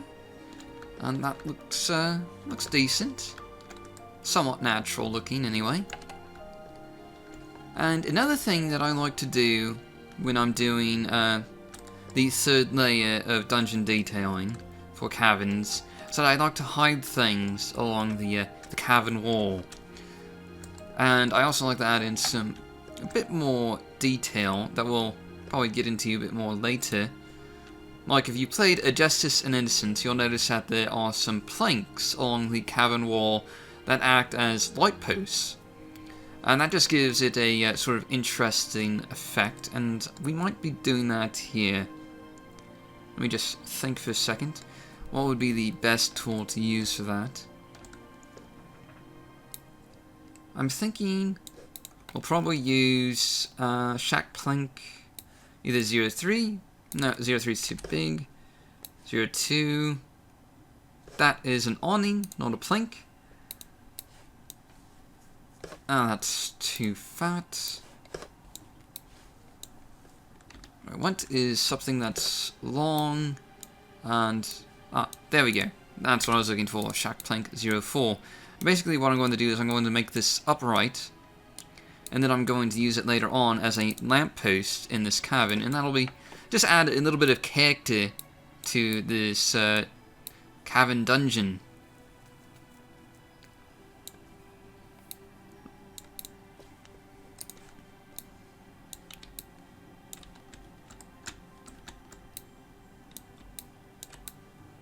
I'll have it along the side here. And we might want to adjust the angle a little bit.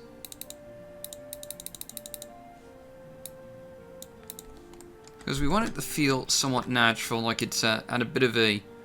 like it's leaning somewhat, like it's been here a while. Just leave it like that. And then we can connect a one of those travel lanterns that you see to this post later on. And again, that just adds a bit of character. And of course, it looks a bit odd right now, because obviously, we're still at the very early stages of detailing our cavern, and we still got a long ways to go. But once everything is finished up, I think it'll look pretty good.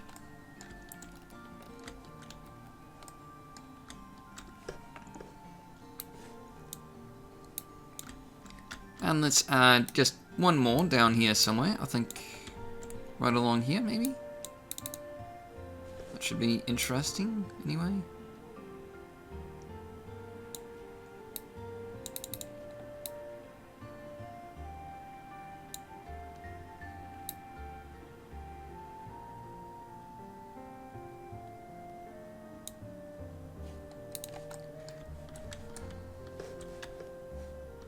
Okay, hold on. I'm just going to fix rotation on this real quick. Alright, there we go. And we're not going to worry about the rest of that until later on. For now, let's get a few more mushrooms selected and placed, and then we'll worry about, you know, finishing off the rest of this dungeon. And I'm going to be doing most of this without recording it, I think. You know, we still got this entire section to do with rocks and vines and moss, and that's really kind of boring, so I'm going to cut the recording for that. So I'm just going to show you guys and, you know, a little bit of hand placed detailing with mushrooms and ferns and grasses and that sort of thing, and then I'm just going to cut the recording and then work on the rest of the detailing phase, and then I'll come back for the more exciting bits, like when we start making our smuggler platforms in here and over here.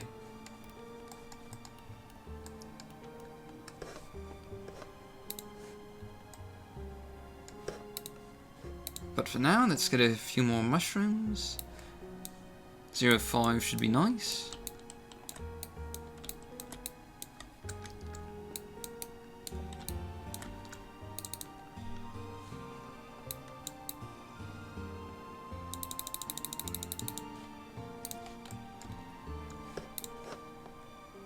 Then I want a, let's see, on a 0.2. It's kind of a bell-shaped mushroom.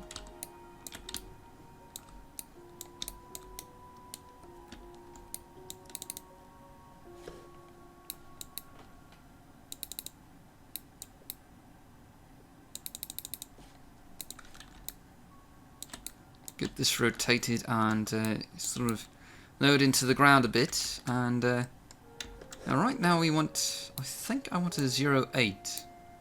We'll have that back here, and then I also want a 0.7. We'll have that over in the front a bit. We're going to rotate these a bit so that they don't look so odd looking.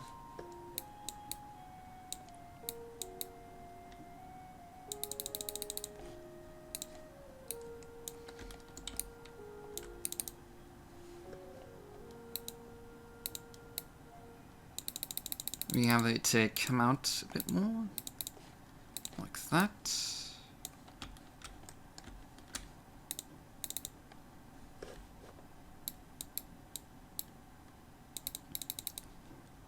And you know what I'm probably going to do is I'm going to add an annotation here, somewhere in the video for you guys to just skip ahead and sort of see the caverns in the final state, you know. At the end of this video, we're going to go through and look at the caverns once they're completely detailed and finished. And that might be a bit more interesting than watching all this hand placing of mushrooms and bits of grass. I mean, you have to admit, it doesn't exactly sound very exciting.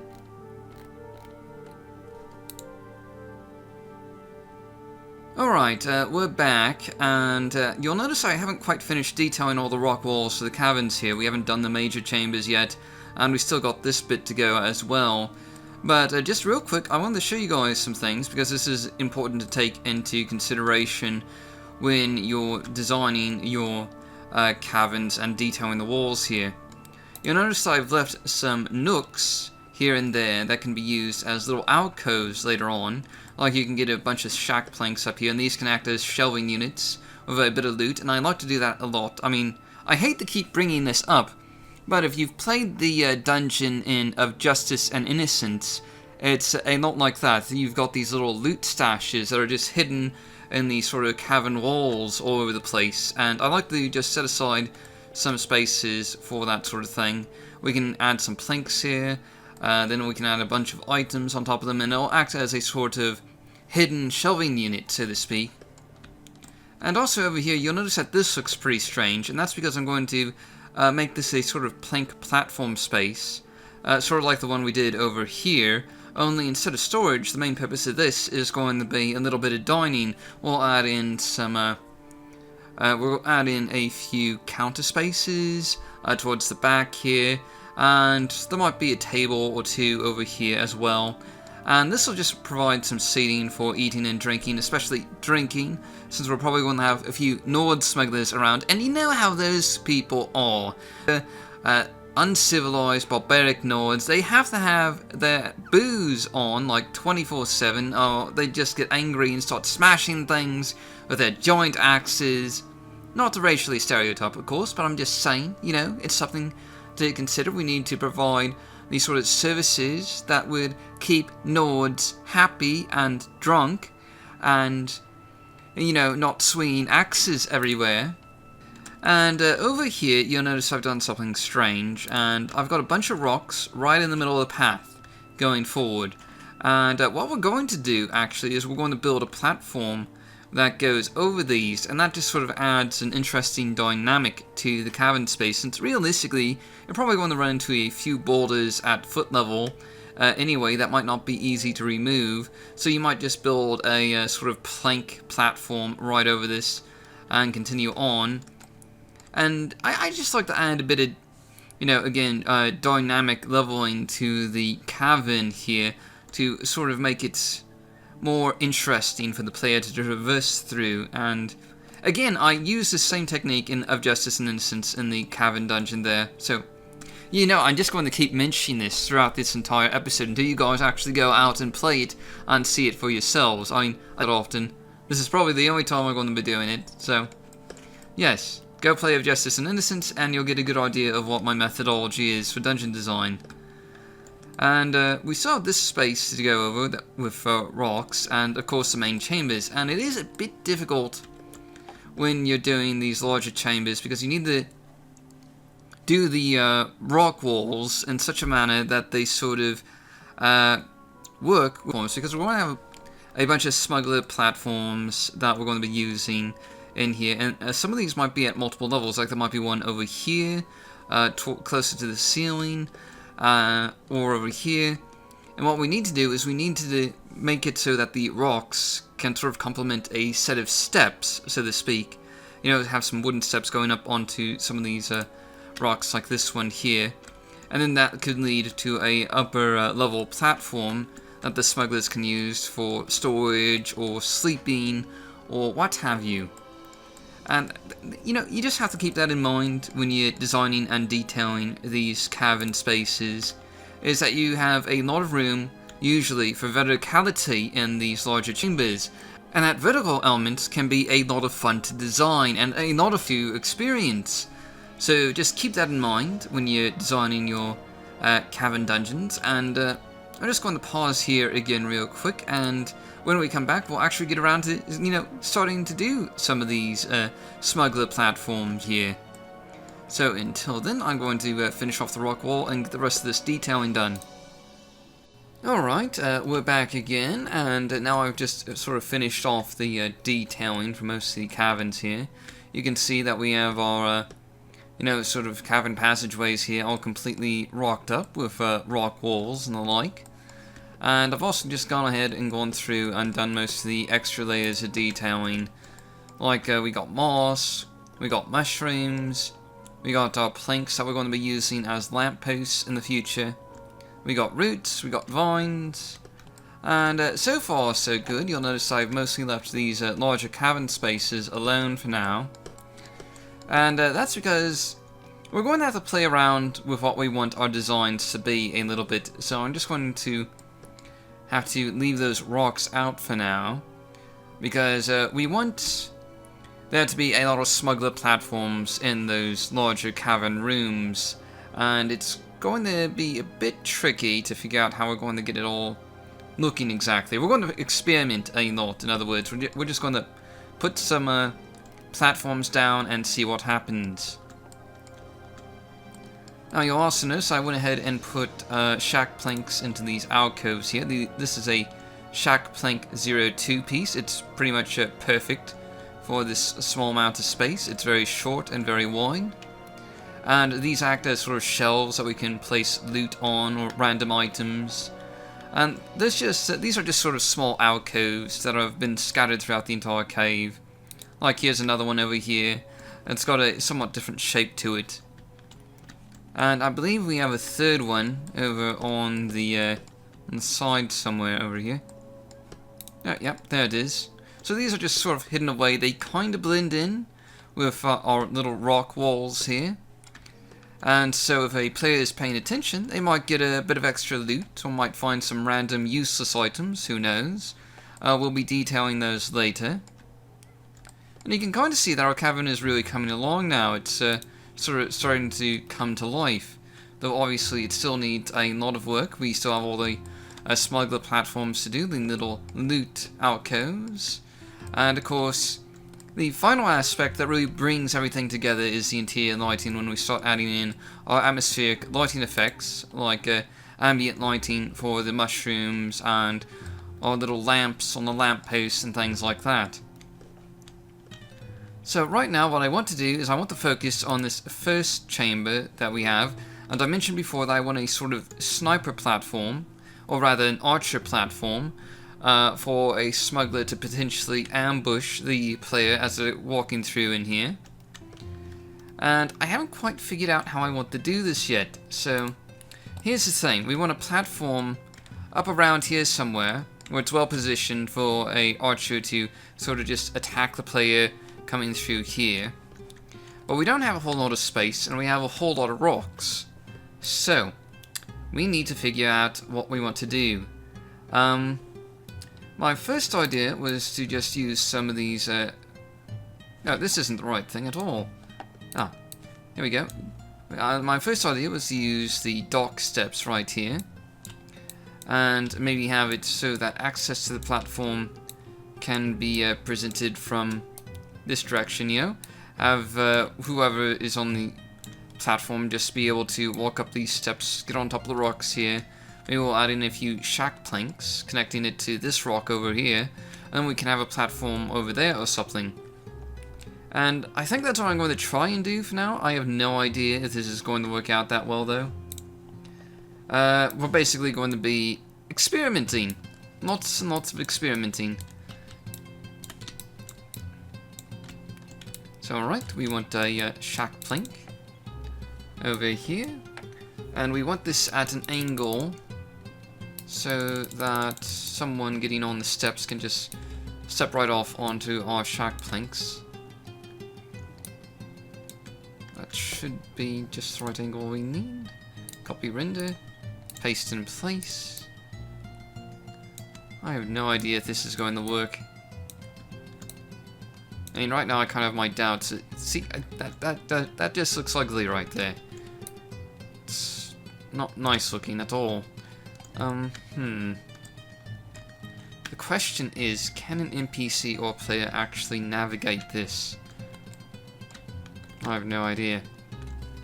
Anyway, let's try and find our platforms and try to get our platforms set up so we know what they look like at least. We want a plat end to start with. That went over here for some reason.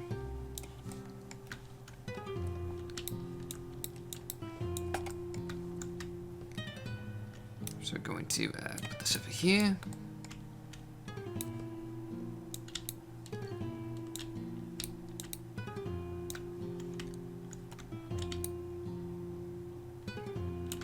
I wanted it about this height level, but at that height level, the planks don't quite reach. So what are we going to do about that? Alright, let's try another steps. You know, D-dock steps 01. And see what happens.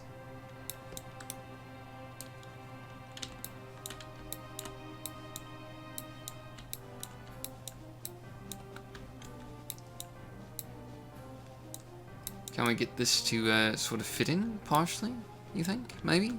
I don't know. Let's say... Okay, that does look a bit like a mess, doesn't it?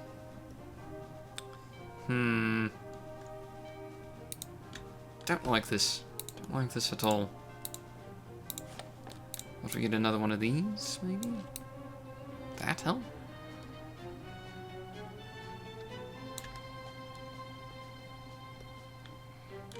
Oh dear, this is such a mess. Such an absolute mess. Okay. Let's see. Well, let's copy one of these rocks here and sort of hide the fact that we have all these jumbles of stairs right... Come on. Select. Let's get this over here.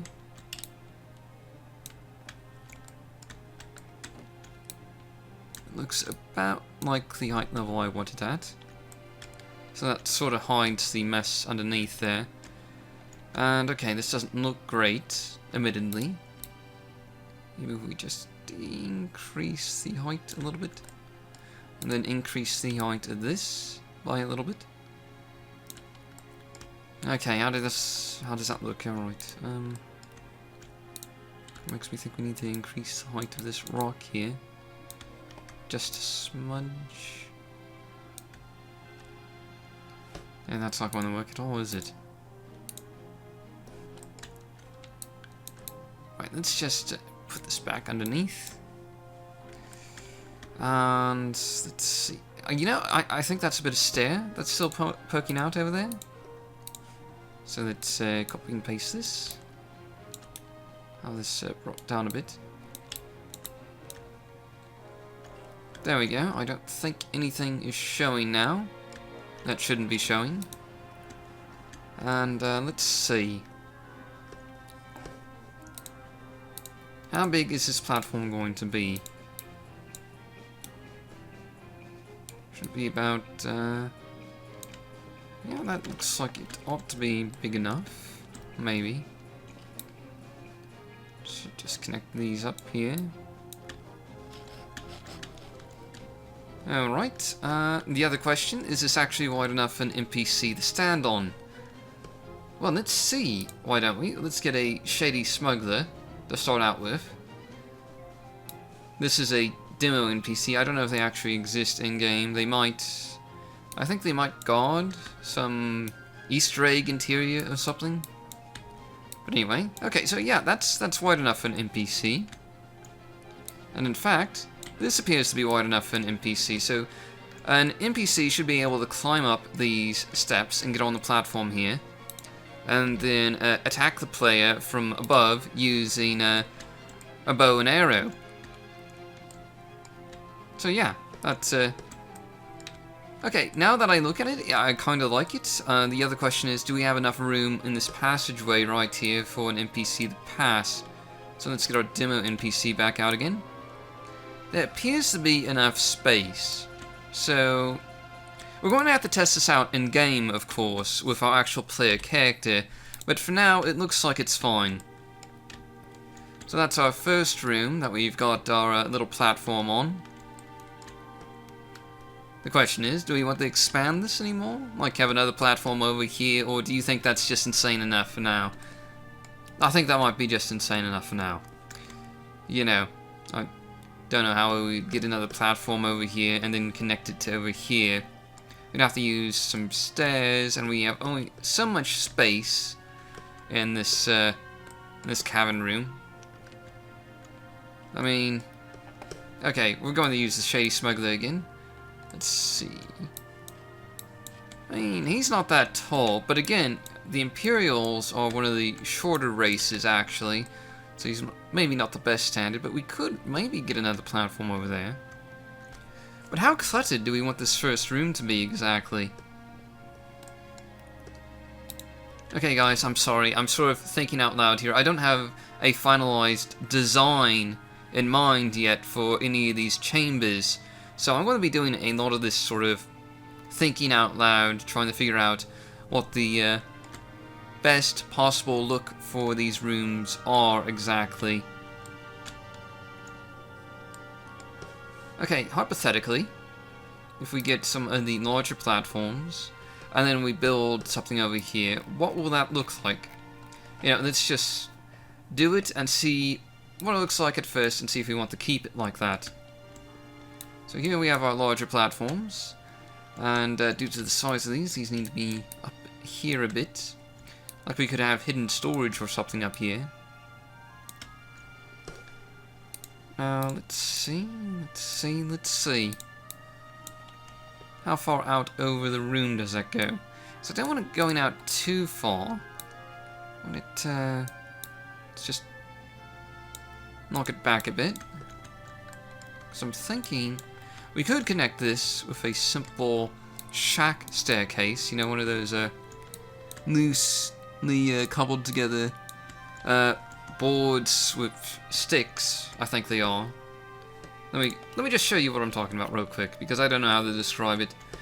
These shack steps right here. These things, okay. So we could have something like coming across here and then just put it at an angle, and that might be interesting. Hypothetically, it might be interesting. We still need to finish up the design here and see what it actually looks like.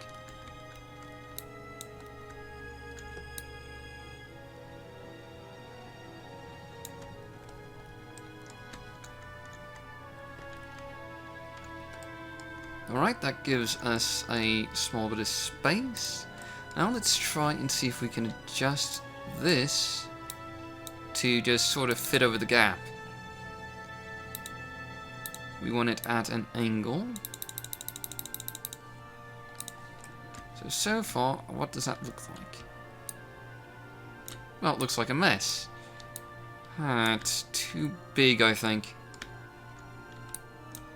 The thing is if we make this too small, players and NPCs won't be able to cross it. And I know from experience, having done something like this in the past, that that will happen.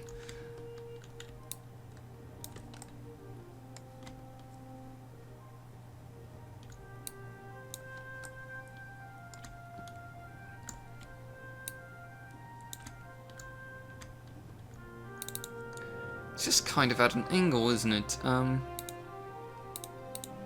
I mean, not the angle we want, but, you know, the other kind of angle. Let's try and straighten this out a bit.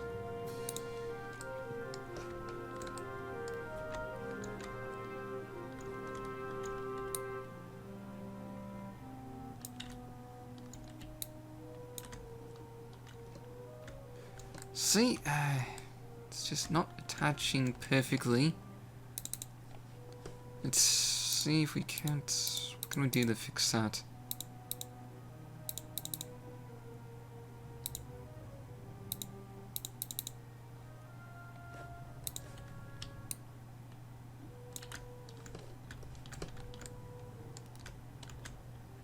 And now it's hovering over on this end. Devils, this is annoying.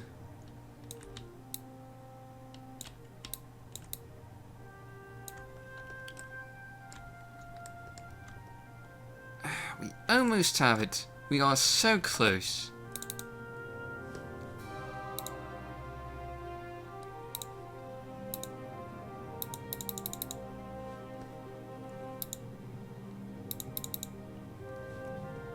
There, that's it on this end, so now what's wrong with this end? This bit's poking out. Okay, you know what? I'm just going to cover that up with another rock. You know, when in doubt, cover up with rocks. That's always been my philosophy in life. You know, accidentally break a vase, my parents' house, cover it up with rocks. Accidentally destroy a priceless artifact in a museum, cover it up in rocks. No one will be the wiser. See? There we go. Can't even see the mistake now. And it all looks perfectly natural. Nothing strange at all about this rock formation. Or anything else for that matter. Everything's normal looking.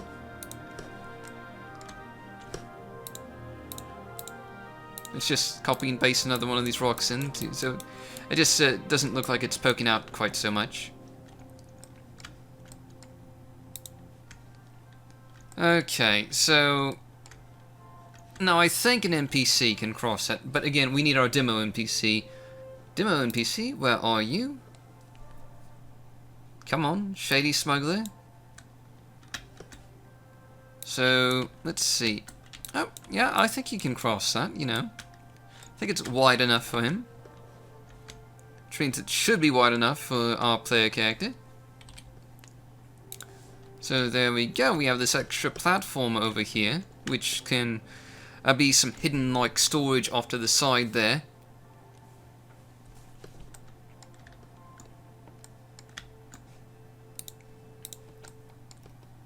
Now what we should also add in is probably some railings, because, you know, this is kind of just a sudden edge right over here.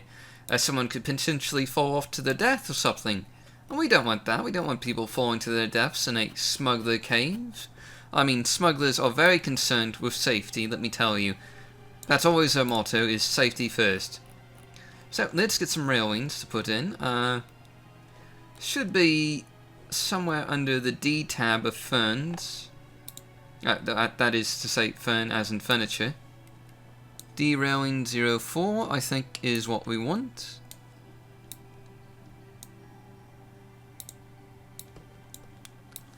So let's go ahead and move this into place. And this is kind of a short railing. Someone could potentially still tumble over this. It's not exactly very tall. But it works. It works. You know, for keeping people from immediately walking right off the side here. And let's see, how many of these do we need? We need enough to leave the entrance from our little stair there alone. And hello, that's not what I wanted to do. Let's try that again. The other thing to watch out for is that there are holes in the planks here, so we want to make sure we put our railing pieces in a position to where they're not directly over these gaps in the planks. Because that would look weird. That would look really weird. Now we want a stationary single railing piece.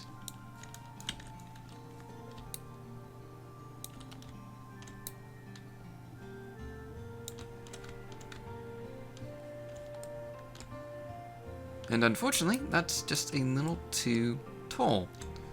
Okay. Okay, there we go. It's added in. Now let's do the other side.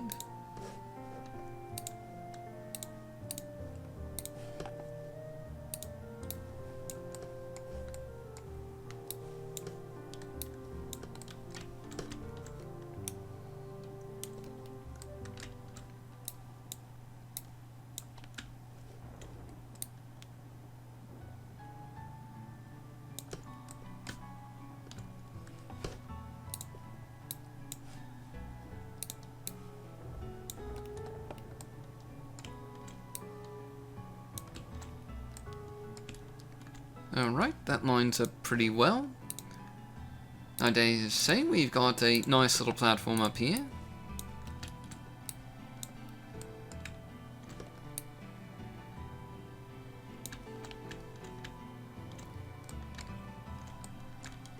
Nothing appears to be going through the floorboards there, so there we go.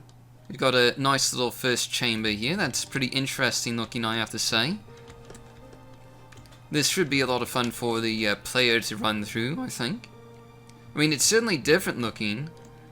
I mean, I can't think of any caverns in Vanilla Morrowind that look exactly like this one does.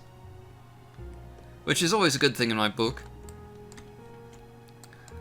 Now the other question is, do we need any sort of pillars to keep this other platform up? Because right now it's just sort of jutting out the side of the cave and doesn't really have any support beams.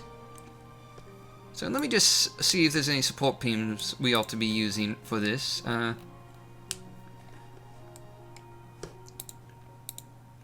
I was going to use a support beam, I'd use one of these dock pilings because they're pretty tall and they can just, you know, connect right up to the bottom of these shack planks. Or dock planks, or, you know, whatever you want to call them. Planks. The planks.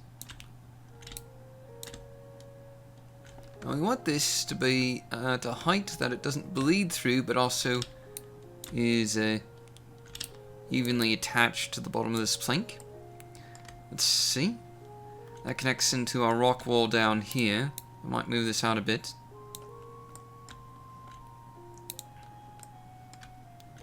And then I want another one over on the other side, so that we've got two, and they're symmetrical. Symmetry, always very important in cavern design. I mean, not really, but it's nice to have. It's nice to have. I want to increase the height of this just a little bit. It's a little too much. It's bleeding through there. We don't want any bleeds. Alright, that ought to do it. Anyway, let's see. Yeah, that looks a bit more natural, I think, you know. There's some obvious support beams holding up the platform. It doesn't look like it's just hovering there, built off the side of the cavern.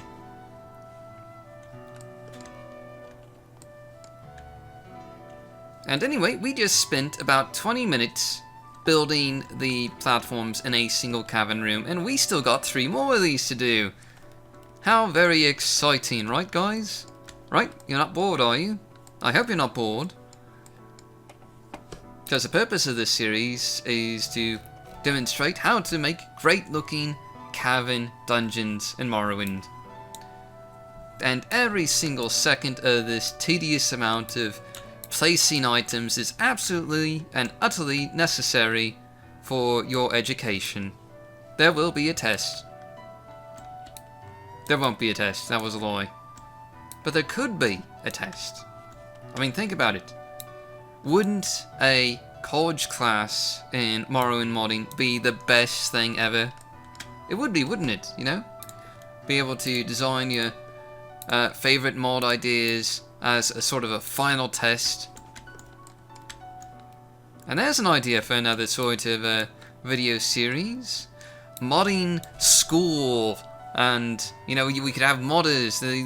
They have these classroom settings where they have to build mods and, you know, record themselves building mods. And then a professional modder could come along and give them ratings based on how well they did. And then they could graduate and go on to proper Morrowind modding. And this idea is just completely and utterly absurd. I don't even know why I even mention these things. It's so out there.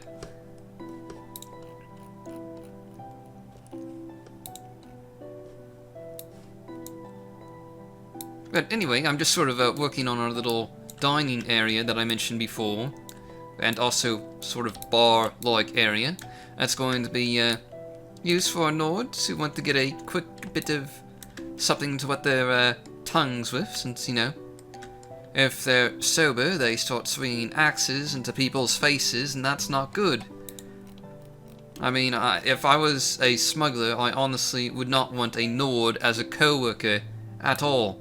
In fact, for that matter, I wouldn't want a Nord as a co-worker in anything, now that I think about it. Unless, you know, I was a mercenary out to go kill some folks or something like that. Then a Nord might be handy. But that's basically all they're good for, really. Going around, killing things, chopping people's heads off. They're really not a very civilized race. I mean, they're just a little bit above orcs in terms of civilization. That's really, yeah, that's an accurate comparison. I'm going to say that's a very accurate comparison, is that Nords are the orcs of human culture. That's what they are.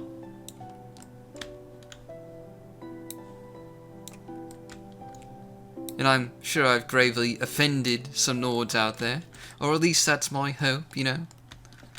I hope to just gradually offend some Nords with my little insults here and there.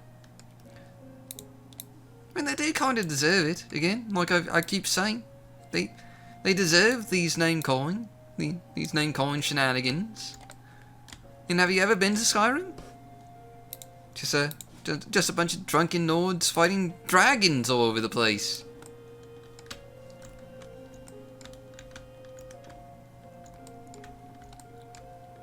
Okay, you guys were probably wondering what I was just doing right there. I was off on a rant about Nords, not really paying attention to explaining my actions to you guys. Basically, I was putting some shack planks in between the gaps here, so that we can put down some counters. You know, a counter for a ball, so to speak. And, let's see, we want the COM D...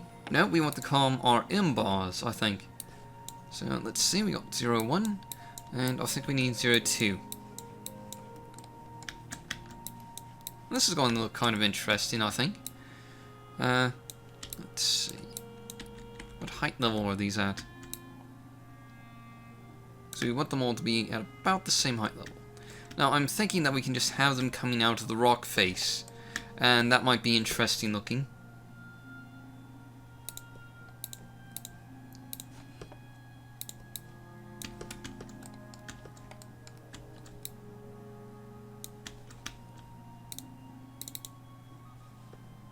This is at height level 966. This is at height level 966, okay. No problems there then. Just make sure that this all lines up. And you know, for these smaller pieces like counters and stuff like that. Okay, this is actually kind of flirting a bit. Let's just adjust that.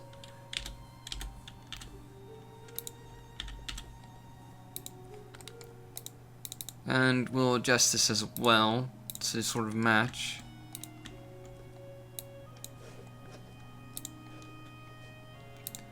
And anyway, the thing I was just saying is that with a smaller pieces like this, you want to keep the grid snap value at about 1 and 15. 32 and 45, which was the setting we were using for the larger Cavern pieces, is a bit overkill for things like this. I mean, with these small pieces, you need more precision, so to speak. Want them to match up rather perfectly. You know, I think parts of this might still be floating.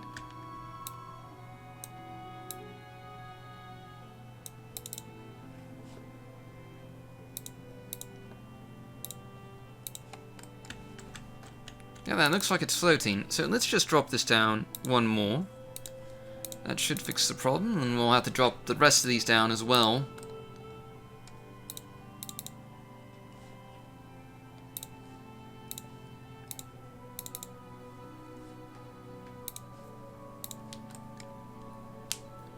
There we go. That looks good enough. Here's a funny thought. Could we have a cupboard coming out of this rock face here? You think that would look weird? You know what? Let's just let's try it.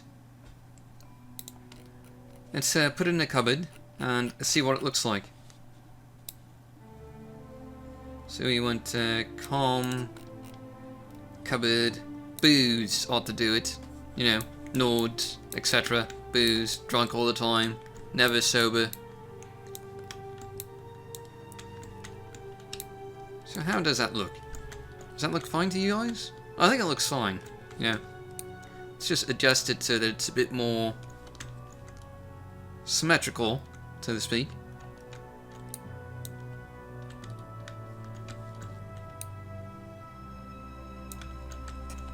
It's kind of interesting, you know. And let's see, we can probably get 1 or 2 small tables in here as well, but not necessarily very large tables. We don't have a whole lot of space. We need a walkway from here to the counter, so we need to keep that. So let's see what we can fit in here.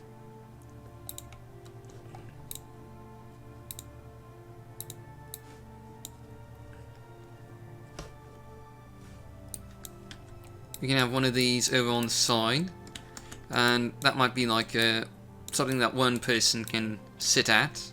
It's a small table after all. So we can have one chair over there. And let's see, is there enough space for a 04?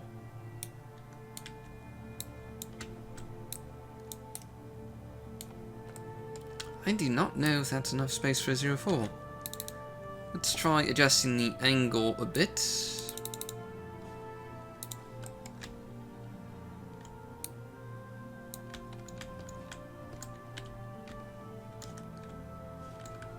You know, I think that maybe could work. It's kind of a tight squeeze, to be honest. Let's go ahead and put in a bench. We can have this maybe at an angle so it doesn't block the path so much.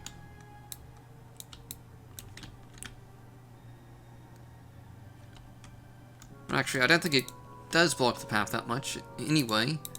So let's just go ahead and adjust it a bit. Like so. That ought to do it.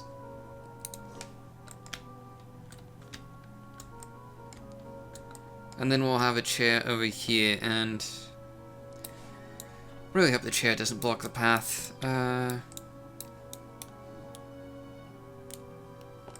Actually, I know what we could do. So we could adjust the angle of the table here, move it back a bit, and then just fit in the chair over here.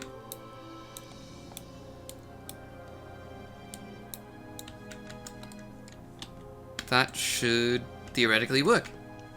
But first, let's make sure. Let's get out our demo NPC, a shady smuggler. He's the shadiest of all smugglers. Now, let's see, he can fit in through here, yes. Yes, he can. let's adjust these steps just a little bit over here. So I'm going a bit over here.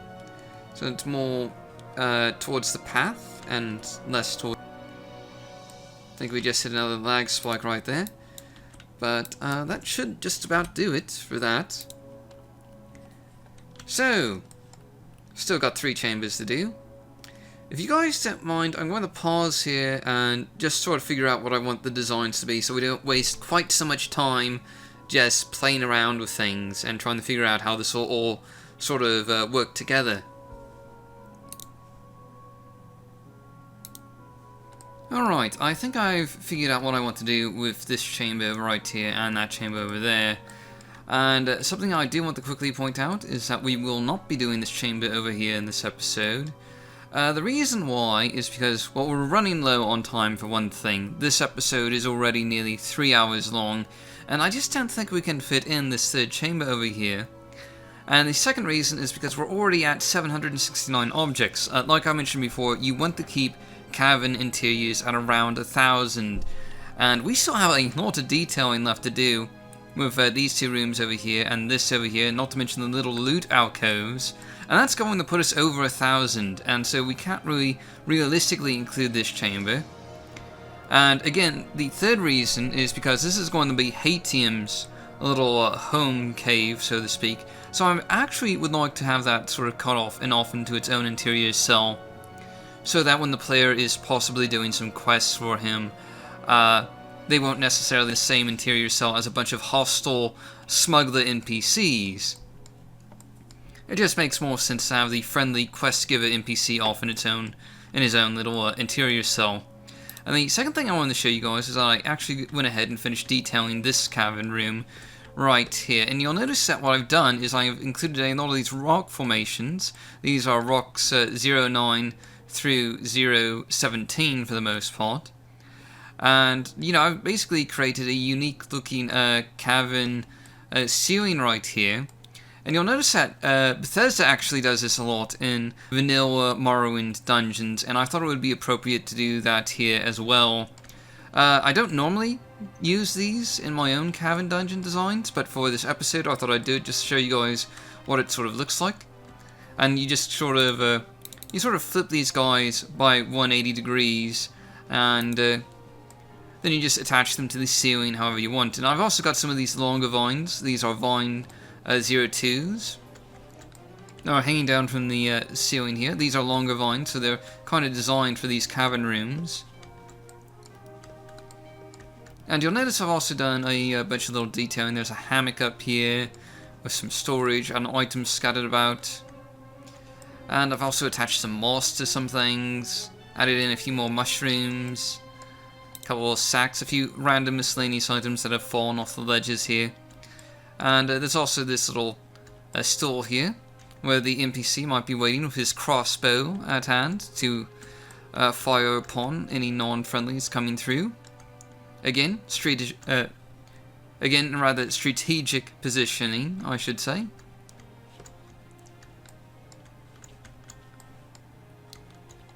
Now, I think I'm just going to go ahead and get started with this cavern room over here and show you guys what I have in mind with the design there.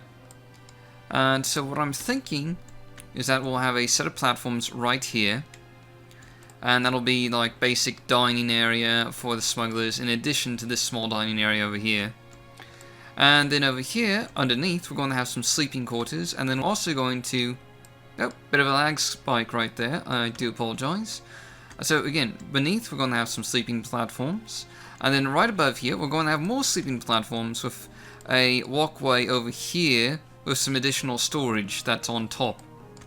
So let's get started and see what this all is going to look like, because really I have no idea. First we're going to get our large platforms, which is the X Common Platform Large. We'll be using these for the most part in Smuggler Caves, and Bethesda uses these a lot as well. So if you're making a Smuggler Cave, you're going to want to use these, usually, for the most part, anyway. So we don't want this exactly at ground level. We might want this at about... We don't want to block off the passageway, so that's something to keep in mind. We want room for people to get by. So something about at here. That doesn't give us the most space on the planet. I might move some of those rocks back that I have there along the wall, just to make sure that they don't block all the usable space that we have. And that was another lag spike. Apologize for that. For some reason, those just happen on occasion.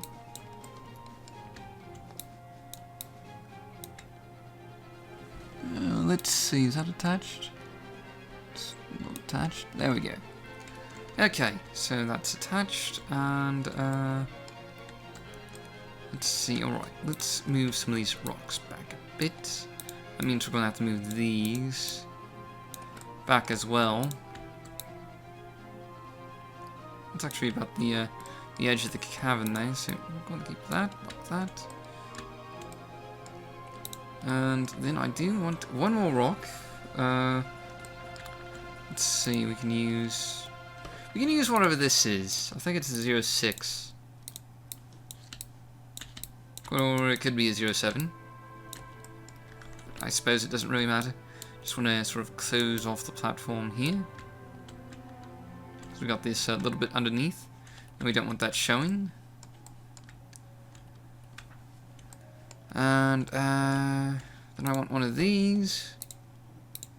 Copy and paste.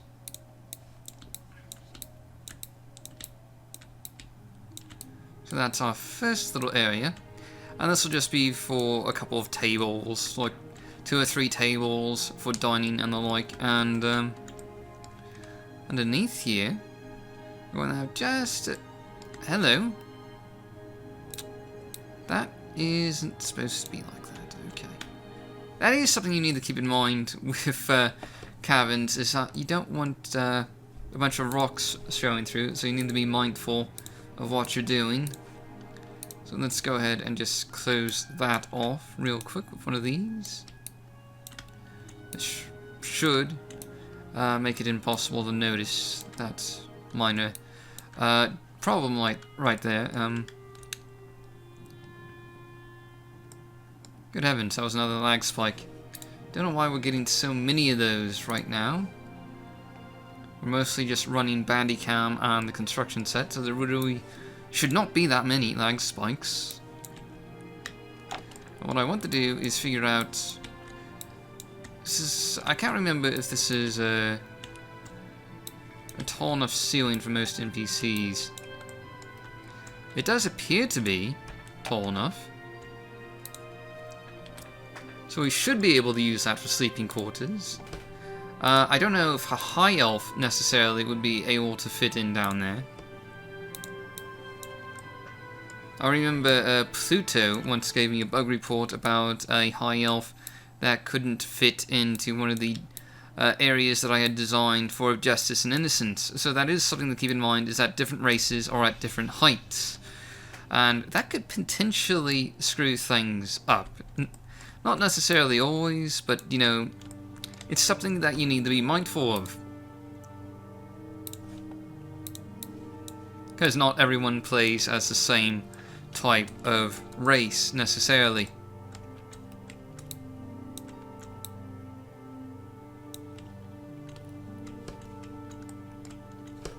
So we're going to have a little bit of a wooden platform down here.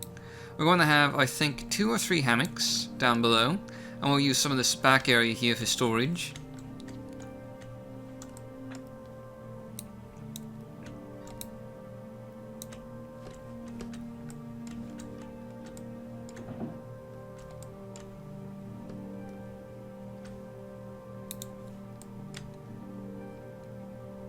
That looks good enough. Now for the stairs going down. We need to fit that in somehow. I think I'm going to have it come in from this direction. And don't know what kind of stairs we want to use.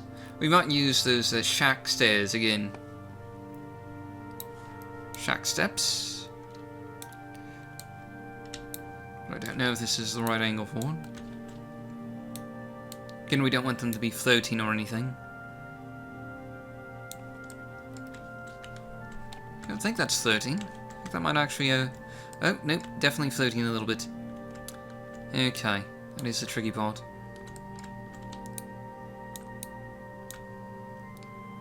So right about...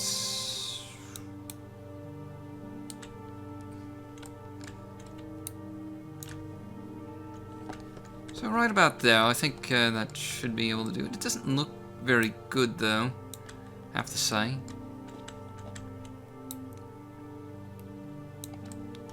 If we have it in here, it's... Do we even need this plank, honestly? Okay, looks a bit better. We'll have to test it out in game to make sure the player can get up that.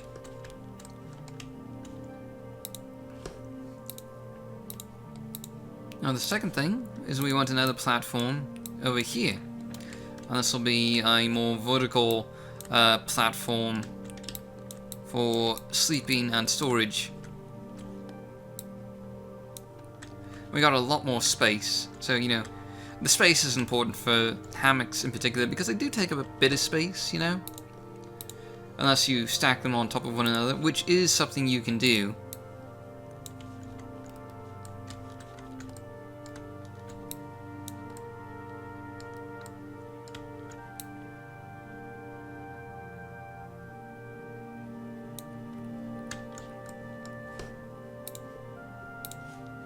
Well, the question is, do we have this at a high enough height? Because if we want another platform over here, we could have it at just a taller height, and we could have another one of those stairs just going across. Because I kind of like that design, actually. I mean, just going back to that real quick. You know, if we just look at it from the direction that the player is going to be looking at it from, you know, they're going to come down here, and then they're going to see this, and that actually looks pretty cool to my mind. It's a really interesting design, and I kind of like it. So we might try and replicate something similar over here.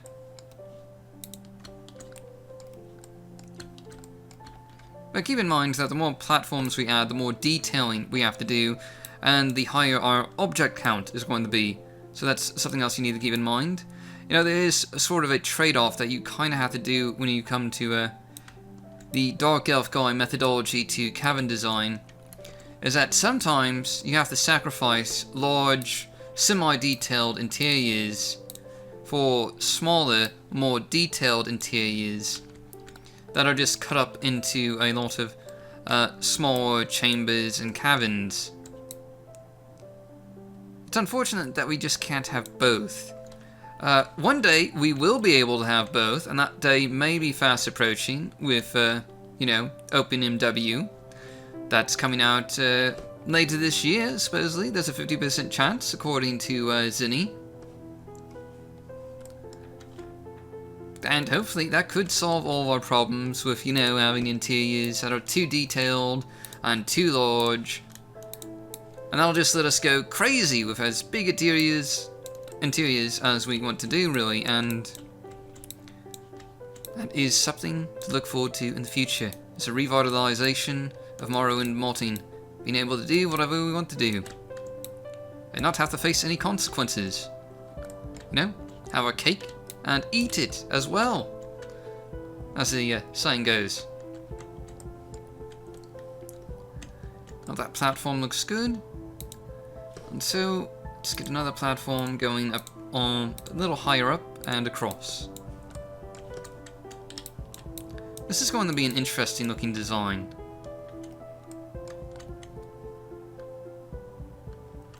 We are pretty close to the ceiling right here, so that's something to be mindful of. And we'll have to get out our testing VC to make sure that this is actually traversable, and that, you know, they're not going to hit their heads on the ceiling or something like that.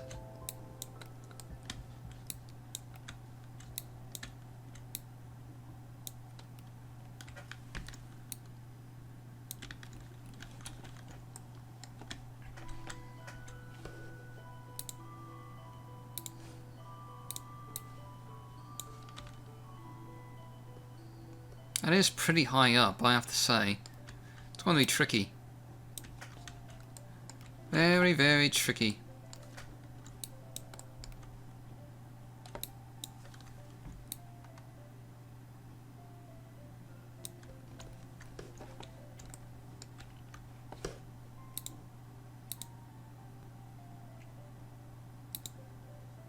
Good heavens, these lag spikes are annoying.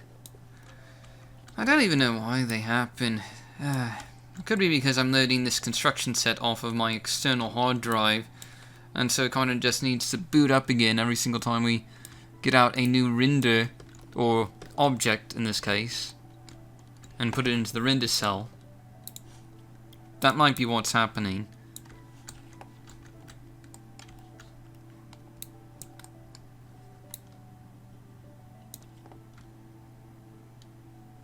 Alright, that looks good.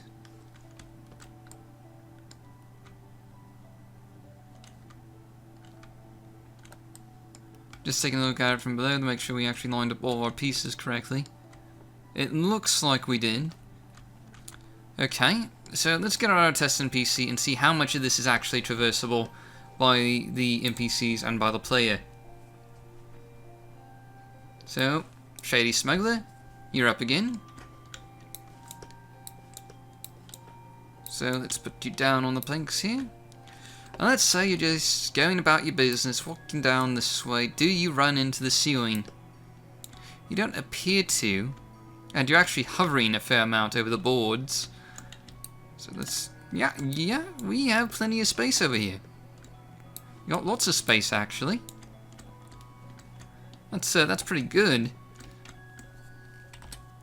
So this is going to be our main smuggling chamber, and we can fit in a ton of stuff due to the amount of space that we got with all these platforms.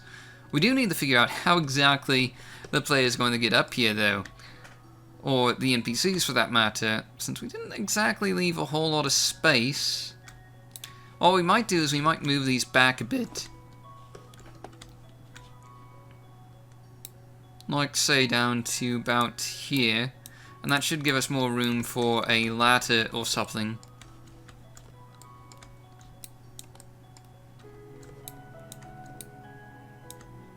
I wonder what the final timestamp on this video is going to be exactly. I'm going to bet 3.5 to 3 hours and 45 minutes.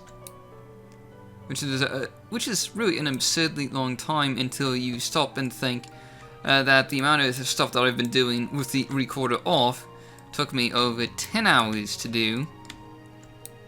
And then it doesn't really seem so bad, does it? I mean, at least I didn't record the entire 10 hours of creating this small dungeon.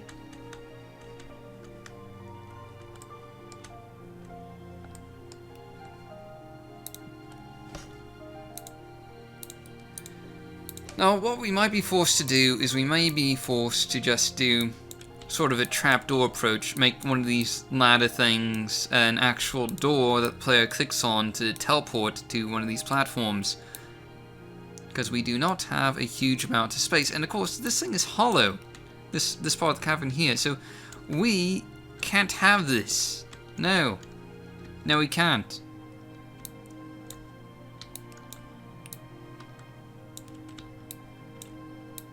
So we need to make this traversable, not block any paths, and at the same time prevent this from just sort of bleeding in to our hollowed out section down here. Which it looks like we just did. So, hooray! Congrats! We did it! Mission accomplished! I just hope that the player will be able to get up on that thing. It's kind of narrow. And now we need another one to get across here. Man, this is going to be interesting to play through. And we are going to have to play test all of this and make sure every path can actually be traversed by the player. Because if it can't be, we're going to have to make some major alterations.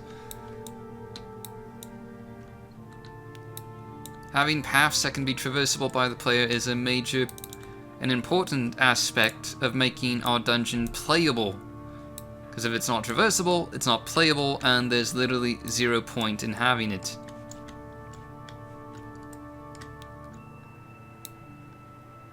Okay, so we got this. We widened the gap so we'd have enough room for that ladder, but now we, ironically, do not have enough room for this ladder. Funny stuff. Oh dear. What are we going to do here? What are we going to do? Okay, so we can try and increase the size of this and just have it come at more of an angle. And that looks really weird. It's at too much of an angle. So let's try and adjust it so that it evens out. How does that look? That actually looks fine. Hooray! That was easier than I expected. A lot easier than I expected. Okay, so next thing I want to do is I want to get some overhangs. You know, the Fern D overhangs. These are on our statics tab. You'll see a lot of these in Vanilla Morrowind, and I like to use them in Cavern design.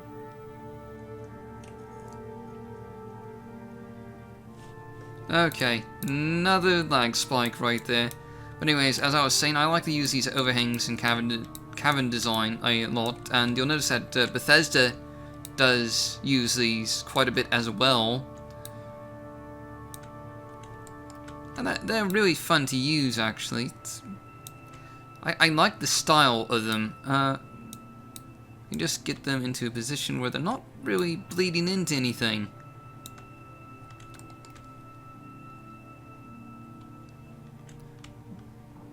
Yeah, that might work. I think that works. So that's our dining space. And we might have a few more over here. Because this wall is pretty barren, and I'd like to disguise that fact with some of these overhangs, if at all possible. And let's see. 03. So we might have some of these, you know, like shading some of the hammocks or something.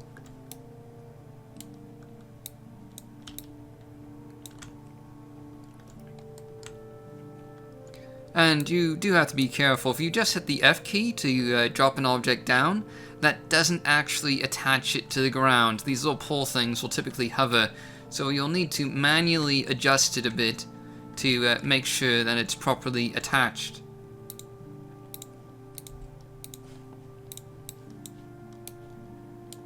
Alright, we're going to get another one over here.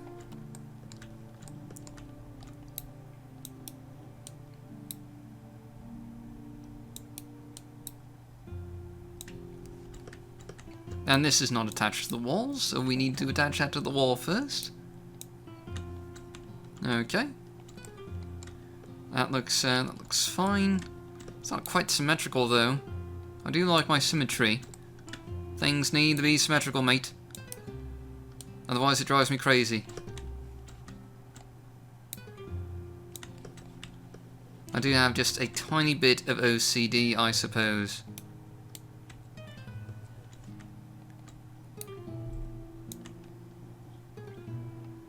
Okay, I think that works. That works. It's not quite symmetrical, but just going to resist the urge to keep meddling with it and instead get another one of these. Because these are great. Love these. They're large overhang platforms that you can fit quite a bit under. Now see, that's what I was talking about there. See, if you just hold down the F key, that pole is still floating. We need to move it into the ground a bit. They're not too much, because then we bleed through the planks. That's something we need to avoid doing. Actually, let me make sure we didn't bleed through over... I don't think we did, okay. Well, that's good, and let's see, we'll need to add in some railings, like we did before over here. Some more railings over there. Not quite sure what we're going to do with this upper portion. But I'm going to stop the recording here because we're taking too long, and I'm just going to finish up detailing in this area and then show you guys the results and sort of explain my reasoning for doing things the way I did them. Alright, we're back, and real quick, you know, I wanted to explain something. It turns out that when I actually did the math, there was no possible way to get in this small cavern room into this interior as well. The problem is that currently we are sitting at 1,249 objects, and that's going to be 1,300 plus once we get all the lights and sound activators installed, and we're already at over 600,000 face count. So there's just no way we can do another room, no matter how small, in this interior without causing some major issues. So we're going to divide this off into yet another interior in this dungeon. And yes, I realize that makes 3 interiors that we've cut off from here. And that's kind of one of the things you gotta remember about dungeon design, is not to get so overly focused on detailing everything that you forget that in order for a dungeon to be a good dungeon, it doesn't really matter if you have the most detailed and beautiful looking dungeon on the planet. If no one can play the thing because the frame rate is so low, it doesn't really matter. First and foremost, your dungeon has to be playable. And that's sort of what I kind of lost track here when I was detailing things. But anyway, now that I've detailed everything, I thought I'd just sort of give you guys a quick tour to sort of explain my thought process behind the detailing for all of this. Real quick, we have one of our little loot stashes over here, little loot alcove. We just got a bunch of random items, a few potions, a chest, locked chest at that, a few bottles, random things. Over here we have some more potions, a few gold coins, things like that. And over on the side here we have some silverware and a locked chest that might have some hidden gems in it or something. And you also notice I built our little, bridge thing that goes over these rocks. And I think it looks quite nice, actually. And we also have our little dining area over here, which has been detailed. Got lots of bottles, alcohol, booze for our Nords to drink. And here's the main chamber, which has now been fully detailed, and good heavens, I should realize when I was making it that it's a really huge chamber. I mean, all these platforms took up quite a lot of detail, and we got... Up here we have what I think is going to be the sort of masters or bosses little compound. He has his own little platform up here where he oversees his underlings, and he's the master smuggler. He's got his own little magical study area right here with a bunch of magical scrolls. He has his private dining area right here where he might eat with one of his chief lieutenants. He's got his own little keg stand with plenty of alcohol, and there's a little bit of a storage area over here. And yes, there's even some potted plants. How are there potted plants? Underground with no sunlight? I don't know. Just go with it, don't overthink it too much. Just have some fun with the creative knowledge. And over here we have the general sleeping quarters for most of the crew. There's 4 hammocks here. There's also a little reading area with books for them to read. I imagine smugglers do on occasion get bored and might want to pick up a book. And down below here you'll notice I've expanded the rocks quite a bit. We have our second sleeping area underneath here. We got 2 hammocks again, which means that in total we have enough hammocks for 8 smugglers to live in this cavern, which is a pretty good number. And they've got a little nightstand over here. And I've also added in some moss and mushrooms, which just adds to the sort of atmospheric touches of the entire place. And of course we have our central dining over here with enough dining to seat 4 smugglers.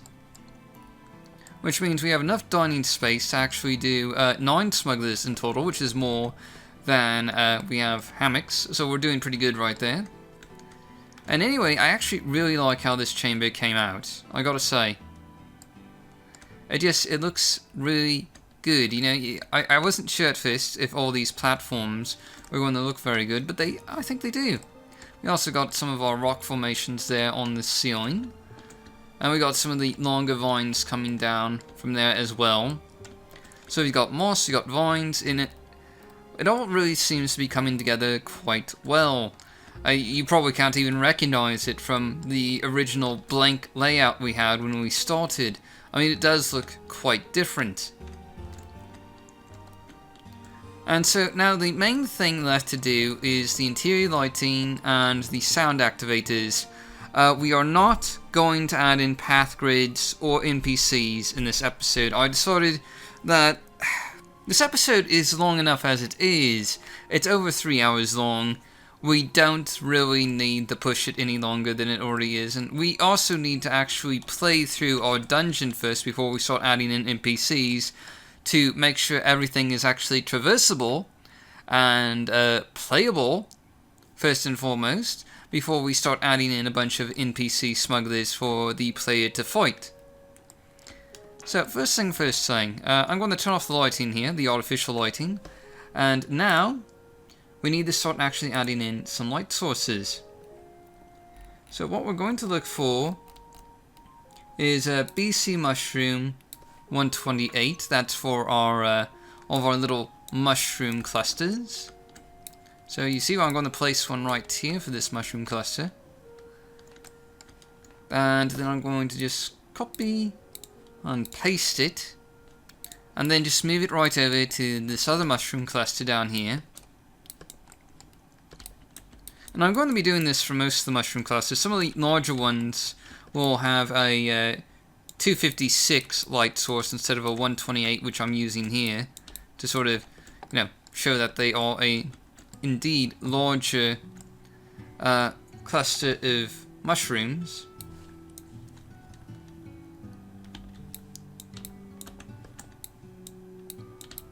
Let's get another one in there, and another one over there. And then we'll start putting it, and we'll start putting in our other light sources, which is going to be, let's see, it's going to be those travel lanterns and some tiki torches, I think. And I'll show you guys where those are in the object menu. I'm not sure if you noticed, but the BC mushroom is pretty much right here at the top, very easy to find, so that shouldn't be much trouble at all.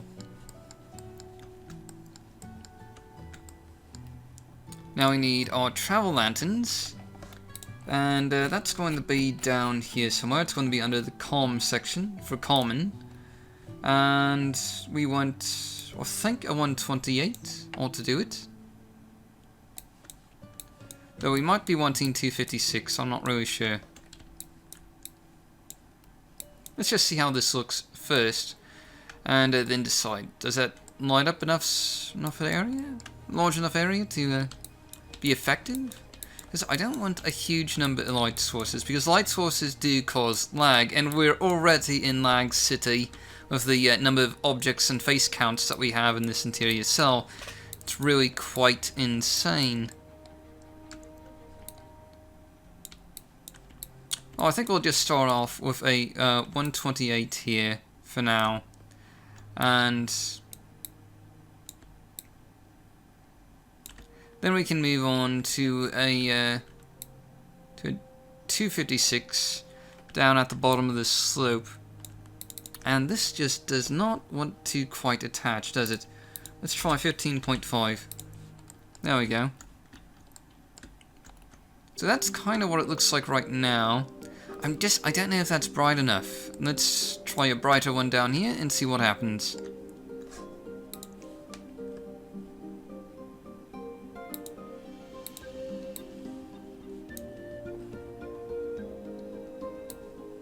So this is a 256. It's a bit brighter and covers a wider range than the 128.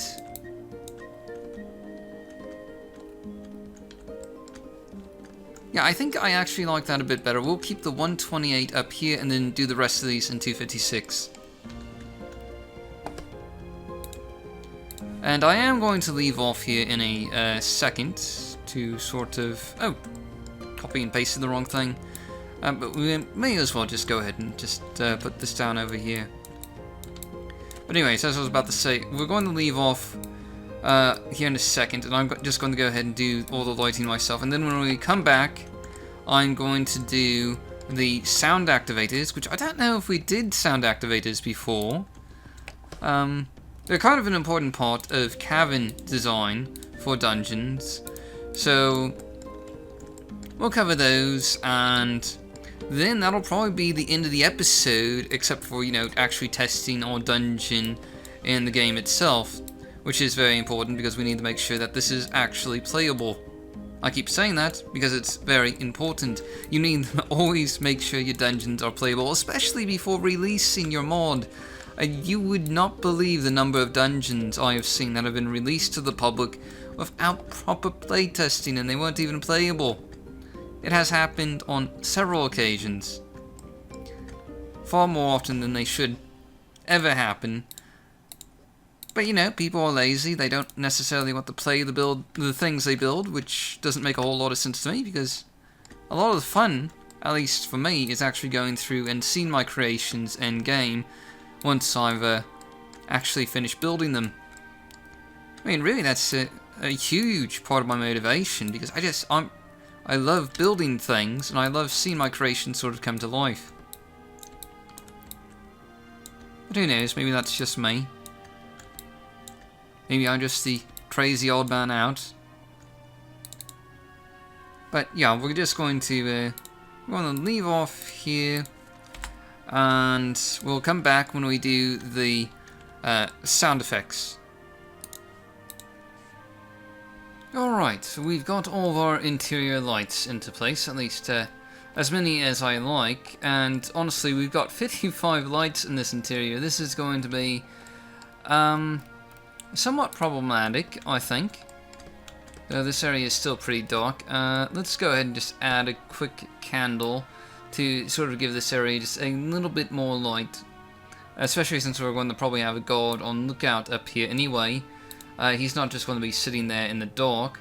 He's probably going to have at least one light source by him. Like an iron candle. There we go, that looks pretty good. And as you can see here, I think the interior has a nice sort of mix between yellow lights from the travel lanterns and blue lights from all the mushrooms.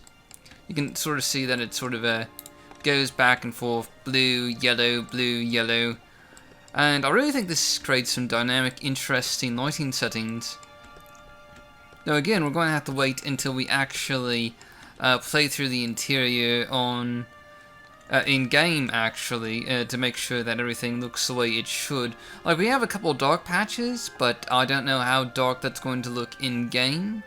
It could actually be fairly light. I mean, we got all these other light sources going on. We got some of these tiki torches. And real quick, I didn't tell you guys this before, but this is Light Tiki Torch 00256. It's around towards the bottom of the Lights tab. And it's really great for cavern design, especially. Bethesda uses it a lot when making caverns. And I usually use it a fair amount too, but I went more with the less traditional lampposts here with the travel lanterns, which you almost never actually see in caverns too much, at least not like this. So now the next thing to do is sound design, which is to say sound activators. So caverns usually have a small set of cavern sounds that they have attached to them. And to find the sounds, first we need to go to the Activators tab over here. Then we need to scroll down until we find our sounds, which should be towards the bottom here. And here we have Sound Cave Drip, Sound Cave Old Wood, Sound Cave Wind. Those are the three main cave sounds. We're going to be using Cave Sound Wind a fair amount. And you usually use Cave Sound Wind at an intersection, or sometimes in a corner. And this just sort of generates this sort of breeze-like sound that usually comes when a bunch of tunnels sort of meet together in a single intersection, or when you have sort of a narrowing passageway, or something like that, you know, or these larger chambers over here. And it just adds to the atmosphere a little bit. And don't worry about this. This is an editor marker. It's completely invisible to the player. The player won't be able to see it. So we might add in another one of these over here. We don't want to add in too many, because the sounds usually echo throughout. Sometimes they can only be heard when the player is nearby, and other times they can be heard from far away. It depends. And I don't think we're going to be using Cave Drip anywhere because we don't actually have any water sources in here. Though it is a rather damp looking cave, I gotta say. We got all this moss and vines everywhere. It would kinda make sense. But instead we're going to use old wood, which is like a creaky sound that wood makes. We have a lot of wood platforms, so that kind of fits in. Let's just put it in underneath this platform here. And we'll put in another one or two over underneath the platforms over there. So I'm going to use another cave wind over in this intersection, I think. Just to have a few of these scattered around. We're only going to have 4 of them, I think, in this first interior. Not a whole lot, you know, just enough.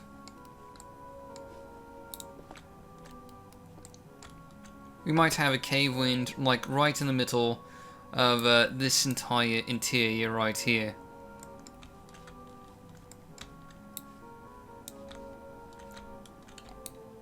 There we go.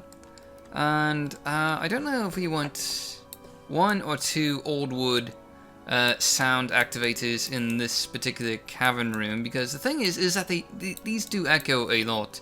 So you might have too much noise, potentially, if you use 2 of them. So I'm just going to use that one. I don't know, this one's kind of far away. Okay, we'll just go ahead and add another one in here, and I'll just see what it sounds like in game, and then decide whether or not to remove it later on. Okay, there we go, and that pretty much wraps up our first cavern interior. We ended up with 1,314 objects, which is a lot for any interior whatsoever. We got a little carried away, or rather I got too carried away with doing detailing. I do apologize for that. Next step will be to actually see if any of this is playable, and we're going to load it up in game and do a quick test run, and then we're going to pretty much end the video right there at the end of it. I don't really have anything else to say, I don't think, other than hopefully you guys learned something about dungeon design from this video. At the very least, what not to do in dungeon design from this video, which is don't get overly excessive detailing in large cavern interiors. Don't do that. It's going to create tons of lag and frame rate problems. And if you want to really overly detail it, do it in small segments, like small interiors, and not try to do quite as large an interior as we did here. I mean, look at this. This right here is like the size of our entire interior over here, and we didn't even do this part. And the crazy thing is I was originally planning to do the entire thing a little too overly ambitious. You gotta keep the ambition in check. Just remember, ambition is your enemy. It is going to make you eat your words eventually, or eat your actions. But anyway, yeah, I'm pretty satisfied with what we've built otherwise, and I really hope it's playable, so let's go find out. Let's just save the mod real quick, and then exit out. Alright, here's our dungeon interior, and this first bit here is going to be the first thing that the player sees. And at first glance, it's really quite atmospheric. I really like the sort of combination of the blue and yellow lights, and overall the interior lighting looks fantastic. And I do have to say that the frame rate is actually a lot better than I was expecting. I was getting about an average of 20 to 30 FPS in here before, we started recording, and that's a lot better than I was expecting. It might still be a bit chuggish on lower end computers, but it's a lot better than I was really hoping for even. So I think we've sort of dodged the bullet there. And up here you can see that the player and presumably the NPCs can actually move around on these platforms, which is another major concern I was having, because I wasn't sure if the player would actually be able to get up there. But it looks like all ladders and steps and all of that are well positioned and are easy to navigate. And over here we have our little dining area, which has been nicely detailed, and again, navigationally wise, so the player can get to the bar and get out again, which is good. And here we have one of our loot alcoves, one of 3 loot alcoves that we have scattered around this first dungeon interior. And going back and looking at this same passageway again from a different angle, something I like to do is I like to look at everything from multiple angles to sort of make sure that I know exactly what the player is going to see when they enter my dungeon. And here we have this little step bridge thing. I'm a little uncertain if that's low enough to the ground. We'll have to play through it again with a high elf character and see if the head goes through the ceiling or not, because that is an important aspect. And here we have our main chamber, which is home to our little dining area over here that can serve quite a few NPCs. And really, I gotta say that I especially love how this chamber came out. It's very atmospheric, detailed, and a lot of fun to explore. And you'll notice that you can actually use the ladders and get down beneath here as well, navigationally wise. We dodged another board there because I was really concerned that the player and the NPCs wouldn't be able to use all these ladders and steps that we had. So we can take full advantage of our multiple layers of platforms here because of that, which is really important because we would have had to completely change the design of this room if these ladders hadn't worked. And something to keep in mind is that you should really play test an interior before you finish it, especially with these navigational things, so you don't, suddenly find out, oh, my entire design doesn't work later on. We did something really stupid here when we just decided to just do the entire interior and then worry about navigational aspects later on. And you'll notice there is a tiny navigational problem up there on the last platform with that railing. We'll have to move that later on, but overall I really like how this turned out. Alright, that pretty much concludes the third episode of Let's Mod Morrowind. We covered pretty much everything I wanted to cover, except we didn't quite get to adding in NPC enemies, unfortunately, and also path grids, and that's important, especially with dungeons, is that we need to make sure that our dungeon pathing is traversable, because just because the player can get through, mean that the NPC AIs will, because Morrowind has really a terrible AI system, and we're going to have to check that out later. And we'll be doing that in the next episode, which will be out in 4 to 6 weeks. And obviously our dungeon isn't quite as large as I wanted it to be. We had to cut it down quite a lot. So we'll be working on the rest of our dungeon next time. So you guys can just spend that time to tell me what sort of dungeon types that you want to see next. Like what kind of ruins do you want to see mixed in with that one section that we just couldn't get to. Do you want to see Daedric ruins, Velothrian ruins, Struma ruins? You name it, and I'll try and get that into the next episode. So anyway, I do think that our dungeon came out really great for what we had there, even though it was a very small dungeon interior cell. And with any luck, we'll be able to finish it, and you guys will be able to play it when Mod Town officially comes out at towards the end of May and into early June a little bit. And yeah, I know Mod Town 2015 has gotten delayed a lot, and a lot of that has to do with the fact that we started out kind of in the middle of the year. We probably should have started out a lot earlier in order to sort of get people to join up with the project sooner. But as a result, a lot of people are joining up to the project right now, and they need a few more months to get their claims done. And speaking of, since we aren't actually finishing Mod Town until the end of May, you can still join up for that and sign up on our forums to make a claim and submit your own interiors or exteriors or whatever you want. And anyway, so next time we'll continue dungeon design with a different type of dungeon, which will be decided by. We'll also be doing NPCs, AI, pathing, and what else did I forget to do in this episode? I swear there's something else I forgot to do. Oh, unique items. We forgot to put in our unique items for enchanted stuff that the player can just find around. So we need to add in a little extra loot to our interior right there. I like to have a couple of unique items that the player can find in hidden positions. So we'll do all that next time. So until then, I'll see you guys later, and an episode of Morrowind Modding Showcases should be live tomorrow with another 13 mods for your viewing pleasure. And hopefully you guys learned something from this episode in order to go out and make your own mods, which we can then showcase on Morrowind Modding Showcases. So until next time, I'll see you guys later, and if you like this video, do please remember to leave a like and